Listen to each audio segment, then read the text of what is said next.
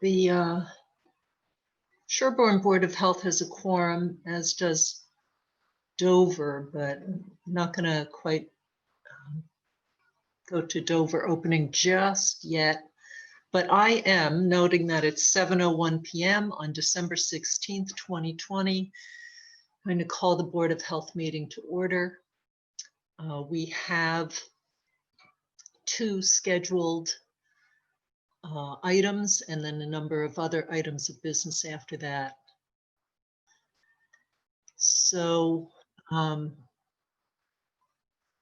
the first item is going to be a joint meeting with the Dover Board of Health. So we are going to address that first. But I do want to mention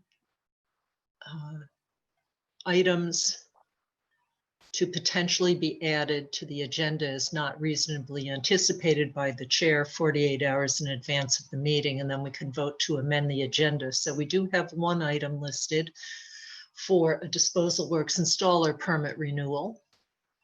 And I don't know if anything has come up for anyone else on the board that they would like to add. And hearing none, do we have a motion to amend the agenda with this one item? So moved. Seconded. Okay, and everything will be by roll call vote. So Daryl, aye. Matt Beavers, aye. Matt Vitale, aye. Okay. So we are now going to move to the joint meeting with the Dover Board of Health. And Dover, are you ready to open? I see two people. Is that what you're expecting, or do you want to wait for your third member? Kay, you're muted. Thank you. Steve, I'm not sure whether Jerry's coming or not. Are you? I'm neither as well, and I think we should just proceed. Okay. So go ahead, Steve. You declare the meeting open and the roll call, please. Kay Kay Peterson. Peterson. Aye, present. Aye, Stephen Kruskall, present. Okay, and then the item up for discussion, let me share the document that we'll be discussing, and Matt, and I'll leave it to your discretion as to which Matt I mean, if you'd like to introduce it. I think Dr. Beavers can probably do it justice. All right, Okay. so we'll start with athletics. Sound good? Yes. Okay. You know what, I can actually share and then I can edit. I can share the Word version, then I can edit live if we have any comments. Does that work? Oh, sure. Okay. That's a good idea. All right, everybody see that okay? Yep. Yes. All right, so we wanted to, the winter athletic season is starting at the high school level, and we had put something like this together in the fall for fall sports, and so wanted to address this again here because we're in a little bit different situation, obviously, for many reasons. The community prevalence is higher, and we're also dealing with potentially higher risk sports, and so we felt like it'd be worthwhile for all of us together to just walk through this and see if there's any additional comment. So I think this is very similar to the document we all voted on in the fall. I think the main point is that we acknowledge that participation in extracurricular athletics is important for our students, but that doing so represents an increased risk. And that this risk in this winter season is likely higher because we're talking about indoor sports and indoor close contact sports. And so that a choice to participate is an assumption of additional risk, and that individual families need to think about that. But that in the end, we want to suggest ways in which we can attempt to reduce this risk.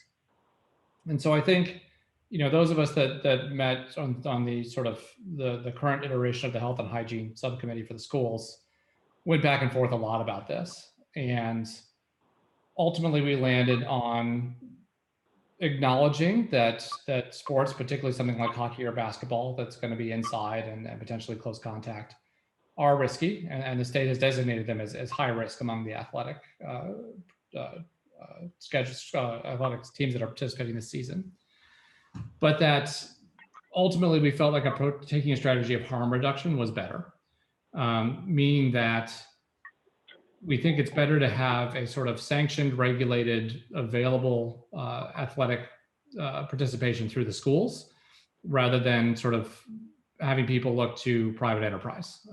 There was a lot of comment from a lot of people that if school hockey is not available, we're going to play club hockey. Same thing for all the other sports. And so we felt like the best thing to do was to let this happen through the schools and do what we could to reduce risk. And so in doing so, we highlighted these few things. Now, a lot of this is the MIAA has a lot of guidelines and they have very specific rules, changes for the various sports, but we wanted to highlight a few things. Cohorting, so that students are in small cohorts, aligned with their in-school days so that there aren't a lot of opportunities for increasing the number of potential close contacts. That masks need to be worn, and then importantly that these masks are getting swapped out as they get wet, as people are sweating and breathing heavy, that they need to put a fresh mask on. I think importantly, transportation, and this is one really where I think this idea of harm reduction comes in that, if the students are able to go to basketball practice right after school at the high school, that's one less need to carpool to another town or to a remote facility. And so that hopefully we can reduce the need for carpooling, but note that if it has to happen, you need to wear a mask and in accordance with the state mandate that you need to have windows open. I think the biggest place where we're looking for input today is on the idea of spectators. And so I think the technical rules are sort of limiting us to roughly one spectator per student athlete. But in speaking with Emily, the athletic director, a lot of the venues have already taken a more restricted policy. So for example, swimming takes place at the Kingsbury Club and they're not allowing any spectators, similarly for the ski teams. And so the biggest ones where spectators I think were going to potentially be allowed was hockey. And so those are played at rinks that are outside of town and they're sort of private rinks that sell tickets and they're setting their own regulation. And then the other one is the basketball, which would happen at the high school gym. And so what we sort of came down to is that we would recommend a more restricted policy of not allowing spectators whenever possible. This is facilitated somewhat by the fact that I think the high school basketball games are all live streamed, and so there's a way to see it without being there. And so we felt like that was a recommendation we should make. Obviously, contact tracing we need to have lists for. And then the last section is on competition. And so a lot of the lower risk sports, so things like swimming, skiing, are doing virtual competition, where basically our team will go, they'll swim their race, it'll be timed, they'll leave the pool, some period of time will go by, and then the other team will come in and swim their race. And so that they're never actually going to be sort of interaction directly with the other team, it'll all be just based on times. And so we felt like that's reasonable. That's essentially no additional risk over practice. However, for those sports, those team sports where there are head-to-head competitions, so hockey and basketball, practice is scheduled to start soon, but competition wouldn't start till after the first of the year. And so we just sort of wanted to say, we think that there should be an opportunity to look at things before I go ahead here. And mostly if either our community or the community where we're competing is for some reason thought to be in a condition of elevated risk. So, if there's really high community prevalence in either place, or if, for example, the schools have gone to remote learning because of an outbreak at the school or something, we want to have an opportunity to step in and say, hey, school's the most important thing. Maybe we want to pause on competition in this case. And we've left this a little bit open because I think we need to understand context, right? And we talked about this in the fall, where we said, maybe, for example, another town is listed as red by the state, but it's because there was an outbreak in the prison there, right? Like that's not a reason to stop high school sports. But at the same time, maybe the town's doing okay, but the school's gone remote because they had in-school transmission among the high school students. Then that would maybe be a reason not to play. So I think just the idea here is that it gives us this sort of wiggle room to slow things down if we need to. And so in the end, I think all of us felt like participating in athletics is more risk, but that regulated risk is probably better than unregulated risk. And that we should do whatever we can to sort of advise on how to do this as safely as possible, acknowledging that there's no way to make it completely safe. And so I think, Matt and Kay, we've talked about this a lot. I don't know if Alexi's on as well. Anything you want to add? And then I think we just like to hear other people's input. I think particularly on the issue of spectators is probably the biggest place where we'd be really deviating from the state guidance a little bit.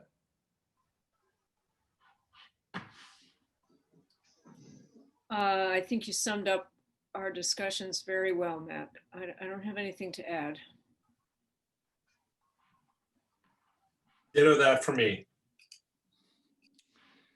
So I guess questions or comments from the rest of the board?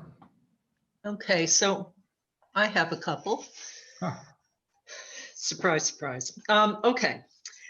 So That's I want to that's ask. not allowing for live editing. Yep. So this one's more on the philosophical side, just so I understand what the limitations are of what we're looking at. Are there ever discussions about altering the way the athletics are pursued, or the way the competitions are carried out, or the activity is engaged in, as another way of reducing risk? Or is that basically off the table because people want to play basketball the way they've always played it, or whatever other sport? I think those have definitely been modified across the board. I think in those cases, we felt like we didn't have much to add beyond what MIAA had put in place. So sport by sport, they go by specific modifications. Mhm. I think that those are likely variably impactful. So I think like the pattern of swimming probably makes a bigger difference than, like, the difference between normal activity and the current version of swimming is probably a bigger change in terms of reducing a risk than the changes to basketball, which is sort of, you don't have a jump ball, but you still have lots of other elements of basketball that will keep kids in close proximity. I think they try to reduce the risk with things like spacing out with team sizes, and they have made gameplay changes. I think that those will probably have a modest effect on hockey and basketball. I don't think they'll change it dramatically, but it felt pretty well defined by the state. Okay. All right. So people are already going into it knowing that it may not look identical to what they've seen before. So, okay. So there are a couple of, I mean, there are numerous other modifications, but I think a key one is that there are fewer games by a long shot. I don't know what the previous number was, but I've heard parents complaining about the reduction in the number of games in the season. And I think the rosters have been diminished somewhat for some of the sports. I don't know if it's all of them. I think some of the sports had sort of limited rosters anyway, so it wasn't a concern. But basketball and hockey, I think, had to limit the number of students they're involving this year. Okay. And this again is because I have not been as involved as you have in all of the discussions. So when I see in the first paragraph, third from the bottom row, it says, and individual families must decide their own risk tolerance. So I understand that from the point of whether they want to participate at all. Is it clear to people, and this may be a very stupid question, but is it clear to people that this is all to protect the classmates and the teachers and the staff within the schools as well? It's not just about, it is about helping the individual families, but it's also looking at the bigger picture. And do people just, I don't know if it's inherently appreciate that aspect of it? I think part of that is, I think what we're trying to get at here is, I think one of the things we've observed casually across domains is that people say, if something's allowed, that means it's safe. And so I should be able to do it. And if I do it, nothing bad should happen to me. And I think what we're trying to communicate is that what we're really trying to do here is to reduce the risk of activities that we suspect will take place in the community in a less structured fashion with higher risk. But that you may very well have families who say, hey, mom is on chemo or grandma lives with us, that they may need to make a different choice, and that we want to signal to them, the fact that this is not being forbidden doesn't mean that it is without risk. Steve, fire away. I see you up there. In your conclusions, did you have reference to any hard data regarding the transmissibility of COVID during basketball and hockey actual So- competition? So I think that at least in the resources I reviewed, which was primarily there's the large compendium that's a sort of annotated bibliography that has been maintained by a large group of infectious disease providers around school. In reviewing the most recent version of that, which I think was a November 27th update, there wasn't specific data about individual sports, and I haven't been able to come across anything that gave a clear statistical breakdown. I think that there was in the infectious disease section of the MGB Grand Rounds, there was a discussion from the state when they did the cluster tracing that definitely identified hockey as an elevated risk compared to other sports, but again was sort of observational, not 20,000 kids played hockey, this was how many clusters, but more of the clusters we had in that period, lots of them were from hockey. And anecdotally, some of those were not about the competition. They were about the other things, right? The transportation, the carpooling, the hanging out before and after, that sort of thing. But it's not hard data. It's all anecdote and example. Do you think that students' families should have that piece of information in making the decisions regarding whether their student should participate? Tell me more what you mean by that, Steve. But the fact that there isn't any hard data for them to make an assessment as to their own risk tolerance for their own students to participate. I mean, I think it wouldn't be unreasonable to add a sentence that they should discuss their risk with their healthcare providers if they have questions. Would you put that after their own risk tolerance, like add a sentence there that says, to understand more about your own risks, it may be, like, how would you phrase it, Alexi? If you have questions about yours or your family's risk, please speak with your healthcare provider. I like that. I'm not so sure healthcare providers would have information that would be helpful to families as much as this group would. And I think this group should say at this moment, we don't have hard data regarding an assessment of the risk in participating in these sports. I think we can say that there's an increased risk versus not doing anything. I mean, I think we know that anytime we increase the number of interactions, there's an increase in risk. And I think that's about all we can say. Well, what realistically. could we also say something about the fact that there have been, that ice hockey anyway has been associated, there have been clusters in Massachusetts associated with ice hockey, not just Massachusetts, obviously. And that what we don't have hard data about what component of ice hockey contributes to that risk, whether it's actual play or whether it's behavior before and after the game. Perhaps 2 or 3 sentences about the risks that we don't know that much about, but we know exist. Can I take a stab at that? And Matt, are you okay transcribing? Then people can make it better. Sounds good. While there have been many, so this is before to ensure, so after tolerance and before to. While there has been successful implementation of youth sports over the fall in the context of indoor sports, clusters have been observed, most notably for ice hockey. It is difficult to precisely define what excess risk is related to the athletic activity itself, as opposed to those activities associated with the sport. At this time, no precise data allows us to quantify this risk specifically. So I know that that's going to be too wordy because that's my jam, but at least a starting place to whittle down to good. It's paining me to write it, but I'm trying. Let me see where I left off. Probably the 3rd semicolon and the 4th clause. Okay. Here's why I want to propose other actions associated with athletics. What was the last sentence about quantifying?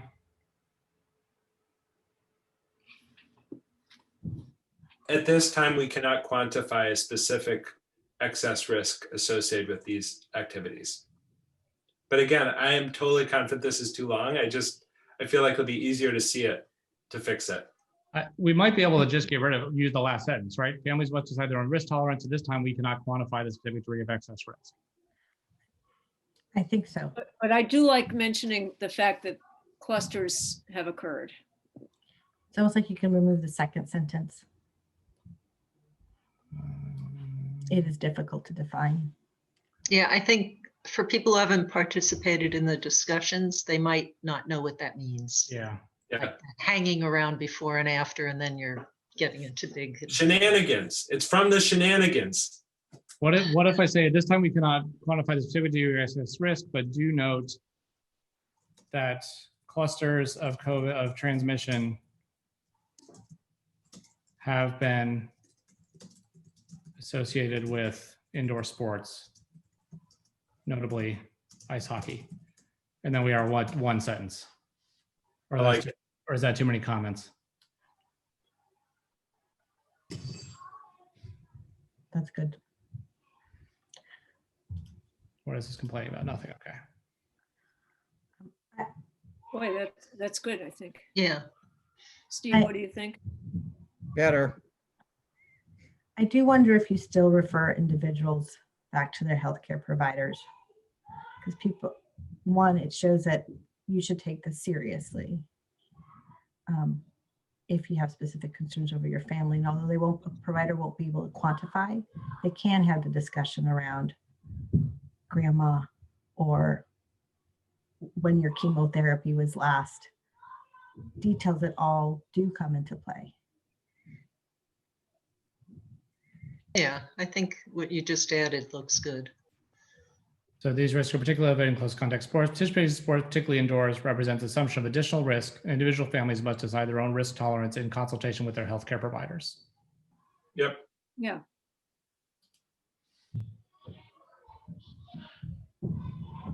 Okay. Okay. And I feel okay calling ice hockey out specifically because I think that's an important fact to communicate. And from sort of the DPH notes that I've seen, as well as the presentation on the MGB Grand Rounds, it seems pretty clear that it's there. Does anybody have any concerns about naming a specific sport in that way? I don't, except do we just not know about basketball because that season hasn't really started? Correct. Okay.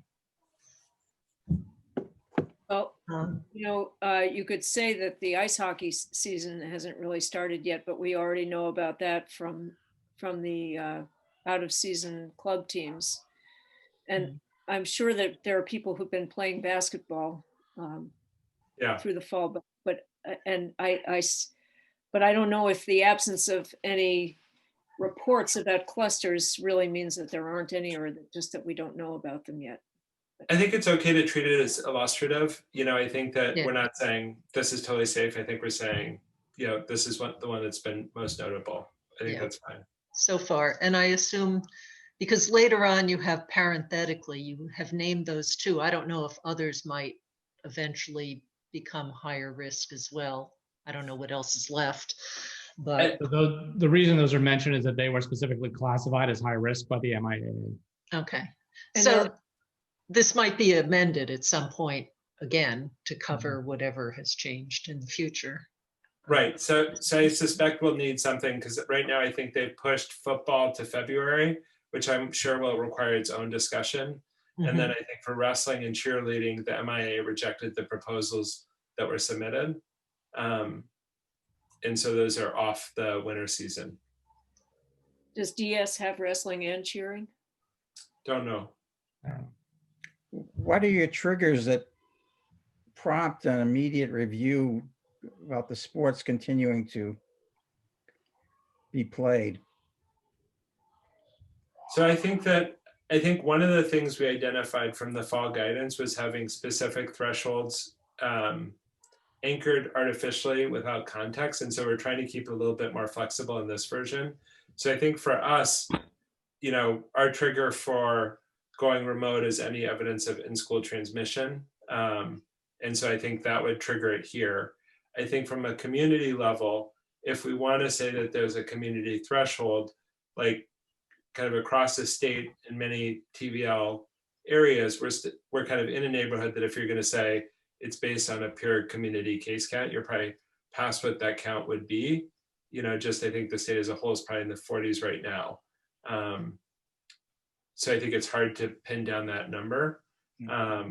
But I think we'd want to say, if there's like at Dedham in the fall had a cluster related to, I think, a NHL watch party that particularly affected the high school, that would be an example of an elevated risk that would want to give us pause about continuing.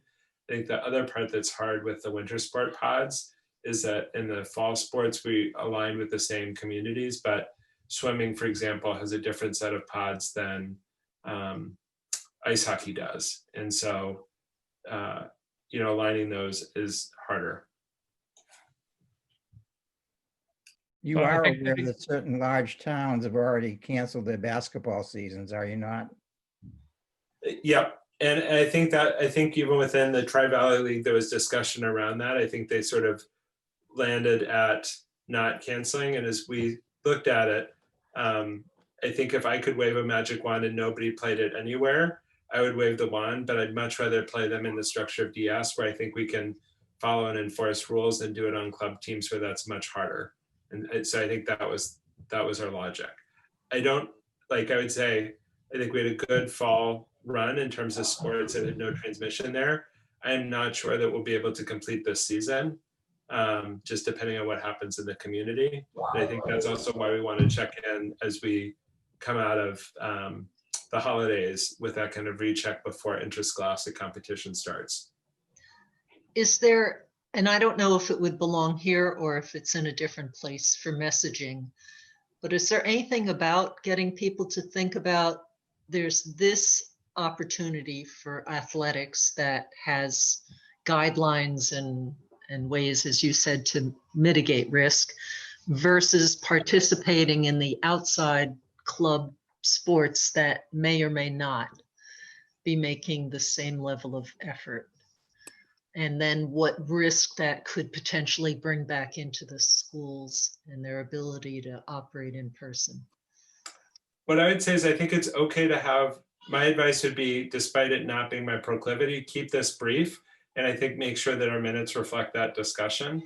Because I think that it's easy to add layers and layers and layers, but I think Right. keeping the focus as tight as we can feels like it makes it more likely people will listen. Okay. I'm just wondering if there's another way that message is getting out there, or there's really no way to address what people choose to do in their free time. And so we did a presentation with the coaches and the captains for the winter sports. So my hope is that some of it took there, but everybody just looks at you. Nothing makes me more sympathetic to the teachers than just a bunch of adolescents staring at me in a Zoom. The other pressure. thing, Can I ask a question on hockey specifically? I'm not a board member though, so I can wait till you're ready. You could let Kay finish what she was going to say. What did I you was say, just, Matt? What did he say? what? I think Kay was trying to He say said- something. Oh, I'm sorry. He said, that's quite all right.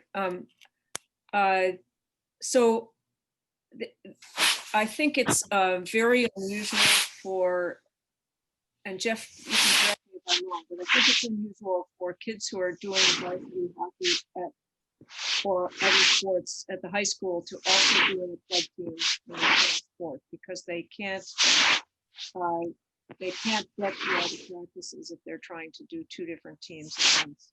Kay, what you just said wasn't intelligible because of background noise. Could some other people please mute and Kay repeat herself? it's know, it was- not, there's no noise coming from any other of the microphones. I've been checking. I did it. I did it. It was my hand on the edge of the computer. Oh, I'll start okay. over. What I said is that I think it's not very common that a varsity athlete in the high school will also be on a club team for the same sport, because it's impossible to do both I'm sure there are exceptions, people who try, but I don't think that the varsity athletes and their parents are the ones who need a message about not doing club sports. It's Well, maybe the people- that's not exactly true, Kay. So it turns out you're right that they're not on them concurrently, but all the hockey players, for example, are on a club team because they can't practice. In the MIAA rules allow them not to practice until whatever it is, like December 15th or something. So they're all on a club team together. And then when the high school season starts, then they're only doing high school, but they are on club teams also, just not concurrently. Was that your question, Jeff, or did you have another question about No, hockey? I wondered if this is too nitty gritty for this document, but hockey is really a strange situation, and I'm very knowledgeable about it because you maybe discussed this with the athletic director. It's not just over Sherborn. We partnered with the Rivers School, not really Rivers, but Weston, because we didn't have enough players. So it's actually 3 towns now playing, and what they do is, because in hockey, you have home and away games, but we split the practices. So half of them are at Natick, which is Dover Sherborn's home rink. Half of them are at the Rivers School, which is Weston's home rink. And I think the Rivers School has boarding students too. So it's not just households.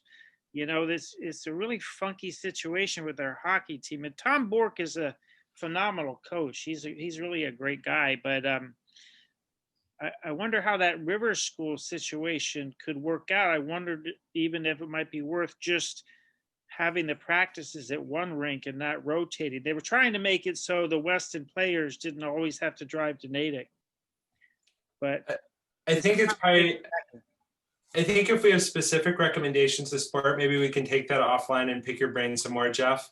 yeah, And then bring that feedback back to Emily. And she probably already knows all this, but I think it's a complicating factor. It's almost like that BC campus we were talking about in Weston off Glen Road there. They have a boarding school, which is the host to the rink. So there's students that aren't living with the family that are living there. Now, they may not, I'm not sure if they're doing boarding right now. I think they typically have boarding students, but maybe they've gone to all day students. I don't know. So I just want to be cognizant of time because I think it feels like in the essence of this, we've kind of hit the right pieces. I think one of the questions that Matt raised was our kind of health and hygiene subcommittee felt like being more restrictive with spectators probably made sense, again, as a manageable mitigation of risk. Are there any concerns with that approach? No, I do have one other question under transportation. Sure. We can maybe come back if someone thinks of another issue. It talks about buses as long as physical distancing can be maintained. Are the school-sponsored buses already implementing masks and open windows so that that's not necessary to repeat there? I believe so. I think they're using the same parameters for student transport, which I think includes both. Okay, great. We can double check that with Emily, but I believe that's the case. Okay.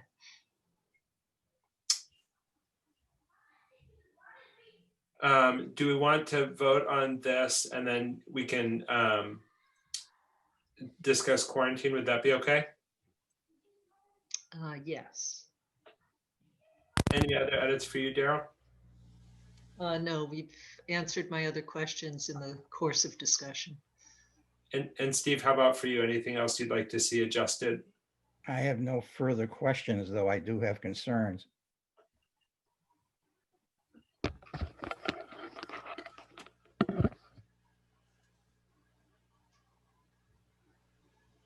Yeah, I think concerns are unavoidable in this era, I- unfortunately.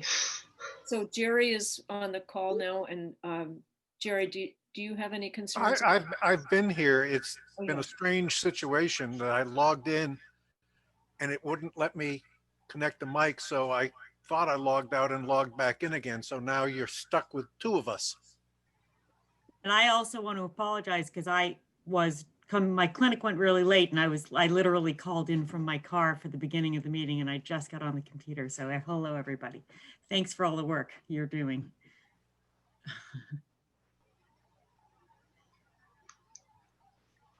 Okay. So is there anything else we want to bring up or should we go ahead and vote? I think, well, let's have a motion. And do we want to, let's see. Would you like to propose a motion or I will? I'm happy to. So Okay. I guess I would move that we adopt this document as our guidance for the winter sports season and modifications needed to reduce risk. Okay, and as amended, do you anticipate making any other tweaks? Do we need to build in an accommodation if you find something to slightly adjust, or we're okay with it as it is? I think it's general enough that we're okay. Yeah. And I think the additions look good, so, okay. I'll second that. So, okay, I guess, and we'll do Sherborne voting first and then Dover can vote. So Daryl, aye. Matt Beavers, aye.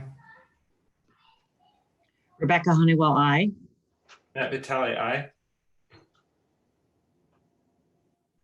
Okay, so that takes care of Sherborne.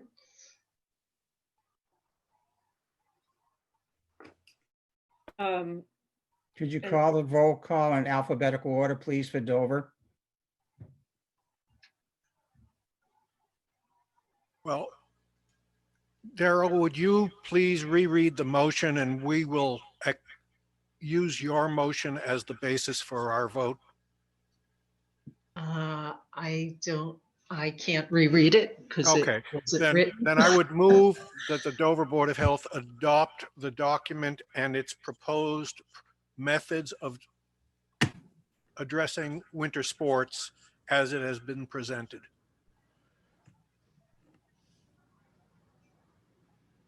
Need a second? Second. No objection. I don't know, is Karen? She's here. Well, I'll Yes, call the I'm roll. here, I'm here. Yeah, I got it. Okay. Gerald Clark, aye. Stephen Kruskal, Abstain. Kay Peterson, Aye.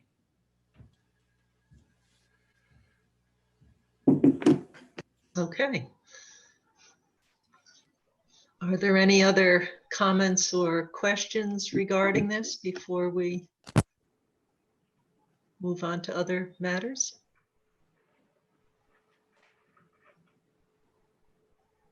Okay, hearing none. Matt, if you stop sharing, we can go back to see. Let's see.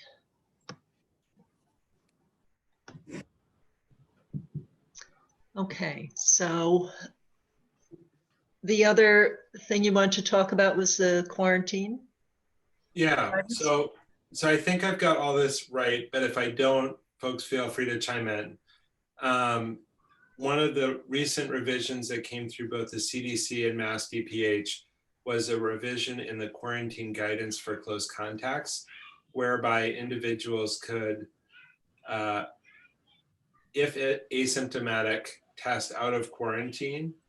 And so the question that was raised by the district was whether the boards of health would align with the DPH guidance versus continuing with the 14-day restriction.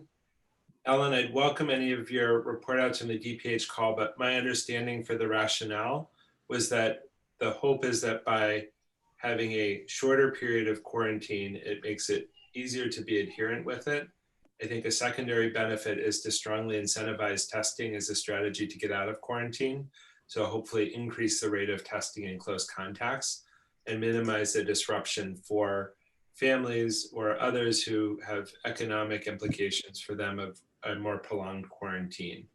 I think that the CDC supporting data provided some guidance on how many missed cases would be likely to occur between the conventional quarantine and the revised version. And Matt and Kay, my recollection was it was a negative test on day 5 or after would allow one to come out of quarantine at day 7. Do I remember that correctly? Correct. And I think we had the added, Kay, I think you're muted. I mean, I can say with certainty you're muted. The person is released from quarantine on day 8. That's correct. Yep. Yeah. That's right. And I think the other modification that we recommended was to require PCR testing as the release for quarantine in the schools. So if we were to adopt alignment with the DPH guidance, we would have that added proviso that we wanted PCR testing. With the recent availability of rapid antigen testing at home, do you care to modify that criterion at this point? I think our feeling was that the antigen testing has got the best use case data in symptomatic disease. And since we're limited here to the asymptomatic, we thought using the PCR with its higher sensitivity would be the way to most mitigate the risk while following the state guidance. I think the antigen testing is really interesting and may have a helpful role. But I don't think we'd use it to test out. I think that we may, independent of any modification of the quarantine with more readily available home testing, see people do self-testing, but I don't know that they'll report it to us. Well, they may not be reported to you, but it looks as though regarding asymptomatic testing that the claims of the 2 companies that have product available suggests that their accuracy is high enough that it might suffice to be included in the testing out. So I think that there's. Oops. This is Marion. I just want to comment. From what I've seen, the specificity of the antigen test is very high.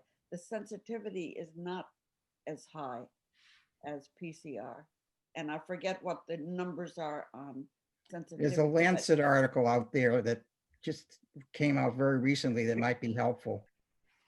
So there actually was some hard data on this, and Alexia, I think, had reviewed it carefully. So correct me if I'm wrong, but it looked at sort of the percent of cases you're missing at a full 14-day quarantine, at a 7-day quarantine with any testing, and at a 7-day quarantine with PCR testing. And I may be off of the numbers because they're not right in front of me, but my recollection was that by restricting the quarantine out test for PCR testing, there was like an absolute difference of 3% of cases. So I think it went from something like 5 to 8% or 3 to 6%. I don't remember the exact numbers, but based on the CDC modeling. Sorry, go ahead. It was 8.9 to about 12 point something. Okay.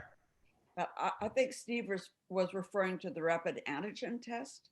Yes, and the point is that we're saying is that based on the CDC data, using a PCR test, you missed a smaller amount of cases. Now, I agree that's not using the more recently approved antigen tests, but I think the best data we have is that of the available tests, the available PCR tests perform better than the available antigen tests. Yeah, that's basically what I was saying, because the sensitivity is not as high with the antigen test. Yeah. I had another question for Matt or for any of you regarding the guidelines.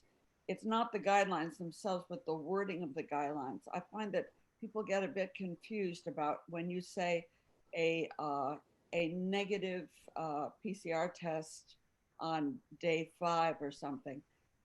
Does that mean that on day 5 was the day the sample was taken? Or a sample taken on day 5 that returns negative on whatever timeline. So right now in Massachusetts, that would probably be pretty close to 7 or 8 days from their exposure, because our state turnaround time right now is about 2 to 3 days on average. Right. Yeah, I understand that. But my question was only about the wording.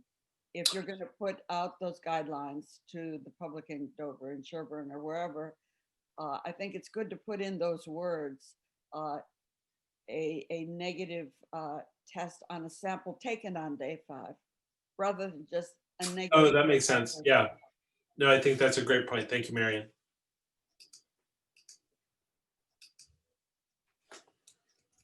I think the question before us is whether, for the purposes of return to school, we want to adopt the existing timelines, but recommend a PCR test with the sample taken day 5 or later. It seems reasonable to me. Both do, Daryl? Because they really are two pretty much independent questions. Yeah, so question 1 is, do we accept the ability to test out early? And then question 2 is, Right. if we accept that, do we require a PCR? I'm less comfortable with the former, and certainly the requiring the test. Well, requiring the test reduces the risk of the getting out earlier. So that's the combination is what I'm comfortable with.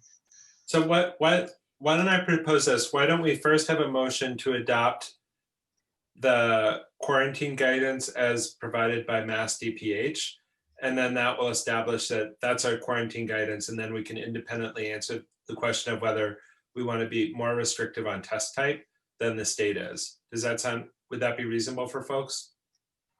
Possibly, but I think I'd have to think a little harder about the first one if the second one wasn't going to exist. Does that make sense? The testing's inherent in the Massachusetts guidance. So for the Mass DPH quarantine requirement, it says that if you don't do testing, then you have a 10-day quarantine that's required if you're asymptomatic, so that you cannot, you sort of are remaining in quarantine at that point. So it's changing from 14 days to 10 days, but anything that gets it at that release on day 8. So again, going back to Marion's point, if you don't do testing, you release on day 11. If you do testing and it's negative, you release on day 8. So there's an intrinsic or whenever you get the test result back. Right. No. So if you get the test result on day 6, you still have to stay in until day 8. They just don't want you testing too early and saying I tested on 3 days and then I was negative, and so now you should let me out on day 8, because that's still within incubation period that's pretty plausible. Oh, okay. All right. It's not getting tested on day 8. It's that you had a test. All right. On day 5 or after. Got it. And so if that test is negative, like, so let's say that I went to Brigham, I got my nose swabbed, I had a test on day 5 that came back on day 6 and I was negative, I would still be in quarantine until day 8, even though my test was negative. If I got a test on day 2, it wouldn't do me any good to get out of quarantine, even if it were negative, because it's so early, I could still be incubating virus. Yes. And then alternatively, if I went to Quest on day 5 and I didn't get my test back until day 9, I have to wait for that test to come out of quarantine still. Does that make sense? Can I just make one additional comment? From what I've heard on the DPH calls and then on the actual quarantine information from DPH, it's not that the quarantine period is still 14 days, but they would just be released from strict quarantine and they're required to self-monitor.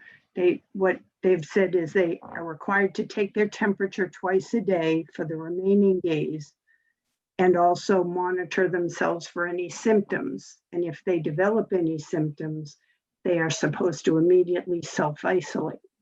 So they're still in quarantine, it's just not strict quarantine.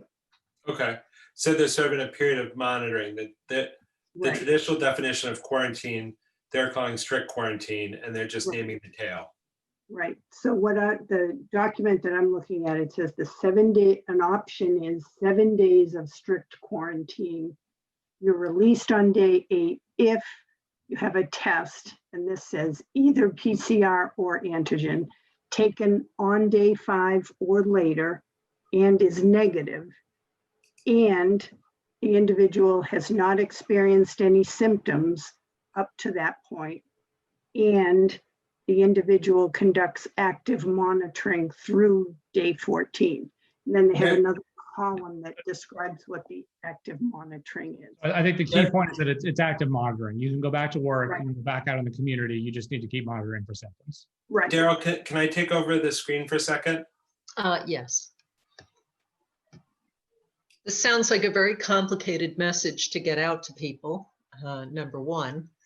And because we're hearing that the CTC, the contact tracers, and the public health nurses are so busy that they are not able to contact everyone, and that there's also a hierarchy on priority for who they do contact. So we can't rely on.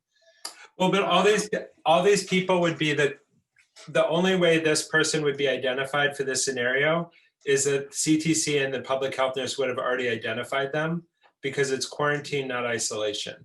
So all of these people only exist after they've been either identified by a peer who communicated to them directly, or the CTC or public health nurse. So we're presuming that they have some extra information being delivered to them in a way that they can digest. I think that's a hope. So what I've got on the screen right now is the Mass DPH website. And I think this table actually does a really nice job of summarizing what Ellen described and what we described. And so this is sort of the guidance they've had boiled down to a table. It's the best I've seen it. And so I think if we were to adopt this, I think this is essentially what we're adopting. Yeah. And I think to Ellen's point, in that middle row, that's where the individuals must actively monitor symptoms and take a temperature daily. And if they have symptoms, they need to self-isolate. And if somebody's symptomatic at any point in it, then they go to the traditional 14 days of strict quarantine with a release on day 15, even with negative testing. Where they would move to isolation. No, so I think that, for this one, if under 14 days of strict quarantine, release on day 15 if the individuals experience any symptoms during the quarantine period, even if they have a negative COVID test. Or if they say, this is America, I'm not going to take my temperature, then they would be on a 14-day quarantine. I think the isolation would trigger if they had a positive test. Right, well, that's what they had said, is if they did develop symptoms, they should retest. So I think that we would recommend that, but I think in this case, like from this reading on the DPH side, it says if they have symptoms, it's release on day 15, even if they choose not to test. It doesn't look like a test is required. And so I think in this case, there's a separate, my general advice is, I think, kind of wearing the Piers Sherborn hat, I would say I think we should align with DPH, but I think just for the purposes of the joint meeting, we're just thinking about school. And so, just kind of in the interest of time, totally get there should be more discussion. I think if people are uncomfortable, we should definitely keep talking about it. But I think I sort of worry we're getting a little bit into more side issues. And I think the real kind of core question is, do we want to align with DPH guidance or not? And if so, do we have additional guidance about testing, sort of specific testing of antigen, including the home testing that Steve mentioned versus PCR? So I think the Health and Hygiene Subcommittee recommendation would be to adopt the DPH criteria, because I don't think that we have compelling differences in our local community compared to the general environment of the state that says that we should have a more restrictive pattern of quarantine. And I think we'd recommend PCR testing to take the relatively low risk of missing a case and try to lower it to the greatest degree possible, recognizing that that may introduce some inconvenience. Okay, so I'm in agreement with that now. Any other discussion, or shall we move to voting? Can I just ask one clarifying question from Ellen that I'm moderately confident I'm right in, but I'm not highly confident? So in that scenario, I guess, Ellen, from your understanding on the DPH calls, if somebody were in quarantine and let's say on day 4 was symptomatic, what would the workflow be for Alyssa as you understand it, or for the CTC? Someone was in quarantine. Yeah. And they developed symptoms. on day 4, we'd say you should get tested. And if they get tested and that were negative, then I think we'd clearly be in the 14 days. I guess my question for you is, if they don't get tested, is there something with symptoms that triggers isolation, or is it only a positive COVID test that triggers isolation? Well,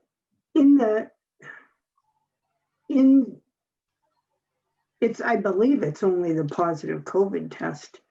Okay. But, yeah. Well, So, I because- would say, oh, go ahead, I Kay. would say that if, I believe that if the person was considered a probable case because of, let's say, very clear exposure, which probably happened because they were in quarantine and they became positive, I think it's possible that It would trigger they would isolation. be regarded, that they would be Right. regarded as a probable case and then asked to isolate. Okay. Yeah, no, I think symptoms are relevant.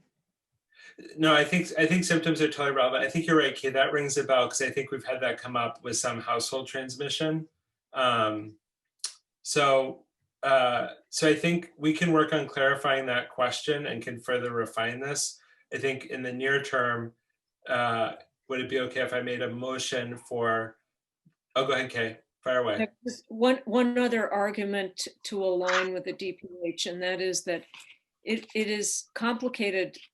As you can see, it's already really complicated to work on the issues of quarantine. But if we have a policy at the schools that differs from the DPH's, it's going to be very difficult to explain that to people. And also, you could imagine a scenario in which you had a family with more than one case, a case in a kid and a case in an adult, getting different guidance about quarantine because they were in different jurisdictions, advised by different nurses. And that is a nightmare scenario. Now you've convinced me. I'm retracting my whole earlier comment that I was less comfortable if it wasn't bundled. I think practicality wise, it's very difficult for us to differ. All right, I'm going to stop sharing my screen if there are no objections. And then Ellen, I'll email you the link to this. I'm sure you've got it, but just for the. Yeah, I have it. You're good, okay. Yeah. And so do I have a motion to adopt the DPH regulations on quarantine to apply to quarantine of close contacts in the school? So moved. Second. All right. All right, so we'll do, actually, for moving and seconding, I would assume, oh, Dover's gonna go second, never mind. All right, so Daryl Beardsley, aye. Matt Beavers, aye. Rebecca Honeywell, aye. Matt Vitale, aye. Okay, and now Dover. Would you like to? Jerry?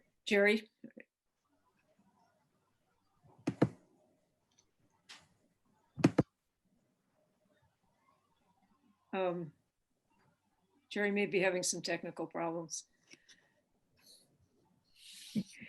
I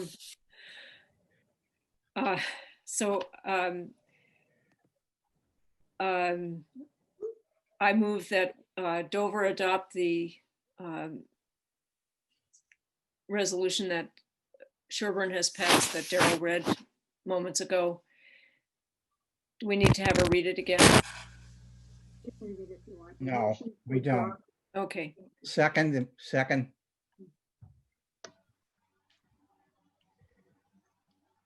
Who's calling the roll? Go ahead, Jerry, if you want. Okay. Clark, aye. Stephen Kruskal, aye. Kay Peterson, aye. Okay, and then there's the second part.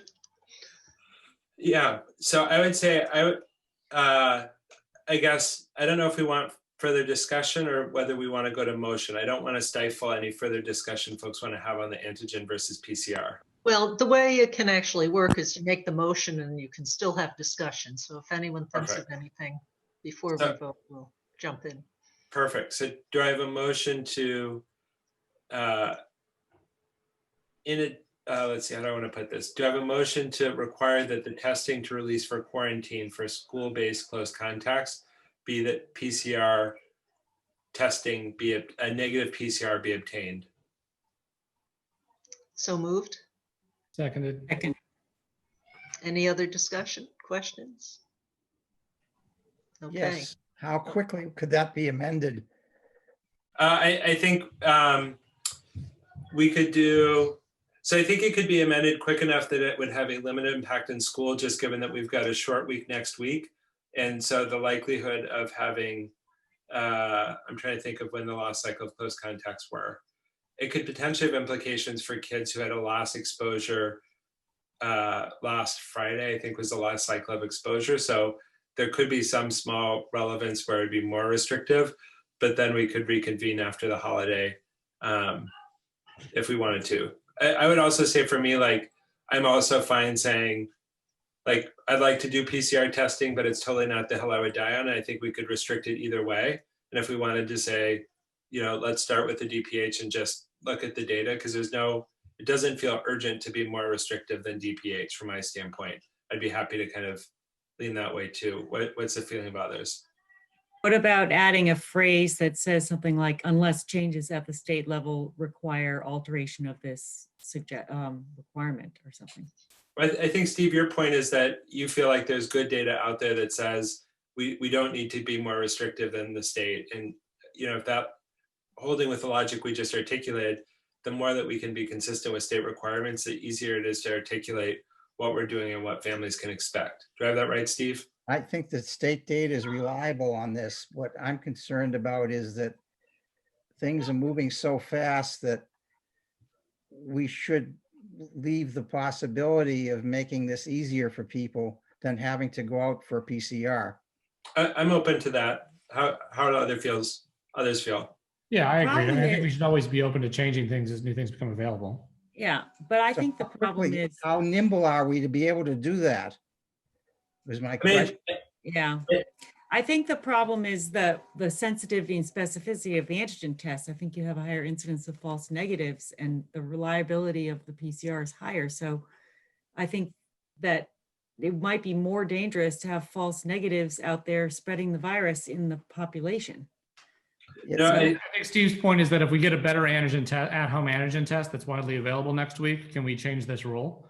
And are we able to do that Yeah. without waiting till our January meeting? And I think we probably can. Oh, yeah, definitely. Yeah, sorry. Right, I'm always amenable to calling a meeting as we need them, and they can be quick. We always hope and dream, but, and somehow it spirals out of control every time. However, we can try to keep it short if we May need I to ask? make an amendment.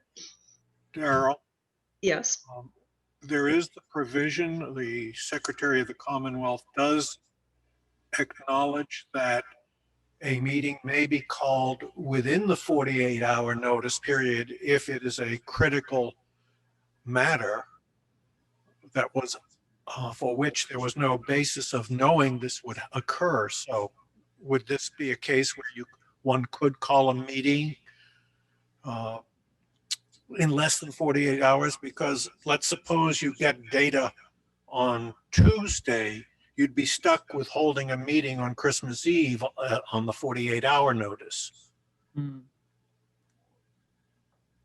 I am certainly open to using it. I'm surprised at how little we have used the emergency provision that the state granted to local boards of health, particularly during this time.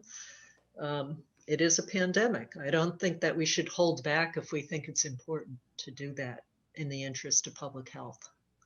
So in terms of operationalizing this, I guess the question is, are we then voting on the PCR modification with a preparedness of expanding back to the state guidelines if new data comes in? Is that what we're thinking? Yeah, I mean, I think we could say something like we require a PCR test unless there's evidence that there's an equivalent alternative. Yeah, I like that. I think it gives us flexibility and it defaults to the PCR. Yeah, I like that. That works for me. Steve, does that pass the sniff test for you? It does. Okay, I like And that. do you think that this will be, since you've been dealing with the people in the schools as well, that I think this will will, be good I for think them. this will work because I think that if people say, hey, this new data came out, I really think this is credible, like they'll tell that story and I think Joe will come to us for guidance. And otherwise they'll say, forget it, I'll just get the PCR. And so in both of those cases, I think for the motivated household who's like, hey, this, I really do think there's good value here, we can do it. And I think it also lets us give clearer guidance, either as we review the literature Steve's seen, or if new tests come to market, which certainly seems plausible in the near term, we can say, yep, that's equivalent, check the box. Okay, and would you be expecting a determination of credibility of a new test to come from the state or from the Health and Hygiene Committee or the boards of health? I think it can come, what I would say is I think, particularly as we've discussed it, and it seems like we generally have a sense that that would be reasonable. I think we could take it to the Health and Hygiene Subcommittee and then bring it to the Board of Health if there's any degree of uncertainty, or have a provisional approval from that committee and then final sign off from a kind of a regularly scheduled update of the joint boards. I would be okay with that.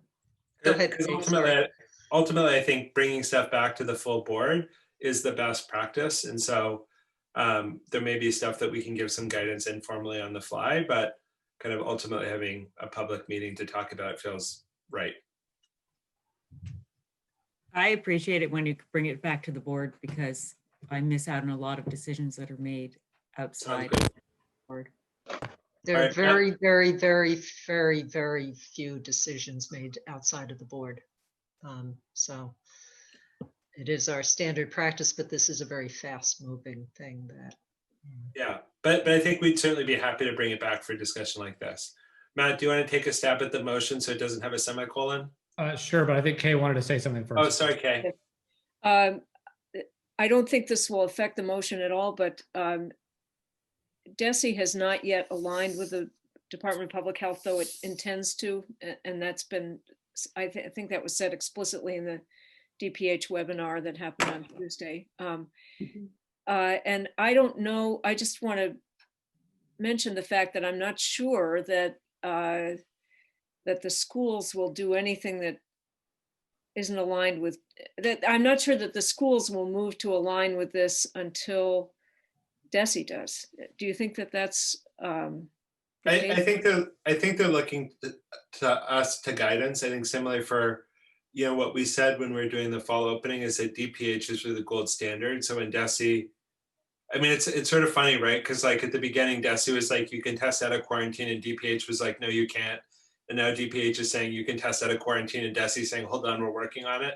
So I think in both instances where we're consistent is we'll say we'll look at DPH for our public health guidance, even if it's not yet concordant with DESE. I think in this case, that was my recollection as well from the webinar notes, is that DESE is working on getting in line. So I think the district will be happy following whatever guidance we give, whether or not DESE's provided it yet. I talked briefly to Jill, who's sort of one piece of the district, to just say, this is one of the topics we're talking about, and she made the same comment of, we're still waiting on the DESE guidance, but just let us know what you guys want us to do. good? Okay, so I would propose a motion that we, for the purposes of return to school, we follow the DPH guidance with the addition that we require a PCR test unless future data becomes available that there are other equivalent alternatives. So moved. Second. Okay, so any other comments? All right, so Daryl Beardsley, aye. Matt Beavers, aye. Rebecca Honeywell, aye. Matt Vitale, aye. Okay, over to Dover.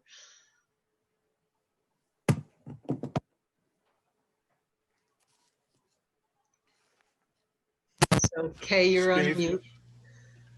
One of you make a motion? I move that Dover adopt the motion just passed by Sherborn. Second,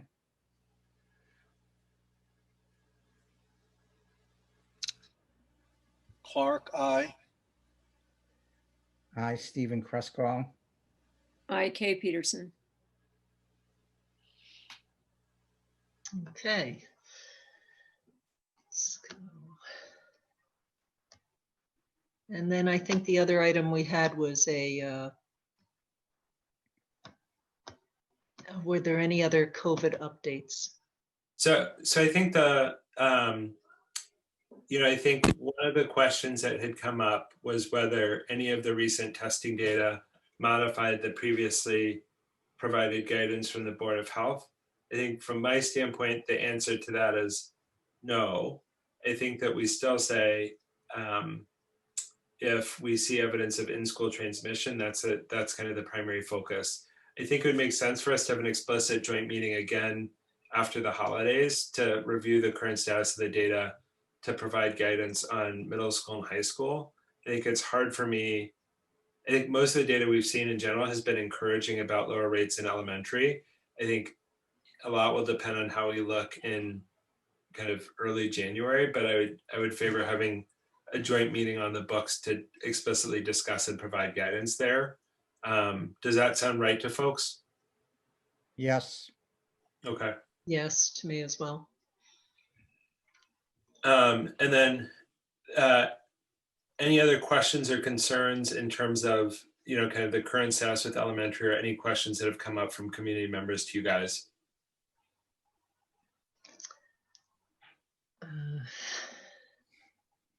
No, I have not heard anything else on schools that I can think of offhand. Yeah. Other than people asking about, frankly, sports that are club sports. Yeah. And concerns there. Understandable. Or concerns about the impacts on their children who are in school with kids who are participating in club sports that are less controlled than what we've just proposed. I would say I've heard similar concerns from some parents at the region, just very similar pieces of just, it feels really hard because different families make different choices, but it's a common pool of risk. And so it feels bad as your kid or your family are sacrificing a lot to see another family that's sacrificing much less and taking on more risk for the shared community. Yes. For that. And that we're hearing from businesses and offices and that sort of thing. So it's a common across all age groups. Ellen, when is do we have a January 6th meeting? Am I remembering that right? 6th is the next meeting. January 6th? Yes. For the Dover board members, would that timing work okay if we similarly did it kind of on the early side of that slot? I think so. Jerry and Steve, how about you? It's I fine for me. believe so. And Ellen, do we have any other appointments, or can we do the No. 7:01 slot again? Yep, we can do the 7:01 again. Perfect. Can you guys hear my 6-year-old? My newly minted Yes. 6-year-old? Yep. It's happy sounds. Yep. 5-year-old Monday, 6-year-old today. That sounds marvelous. So we'll do 7:01 for a joint meeting on January 6th to review the data and provide guidance on next phases of school reopening. Okay, great. Terrific. Does anyone else have any other comments, questions, and anyone who of our guests who have attended who might have a question on these topics? No? Okay, hearing none. Daryl, Yes.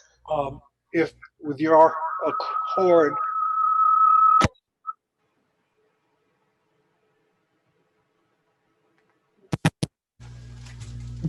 I'm just wondering, would you allow the Dover board to have one piece of business so we can get it up the way? Yeah, sure.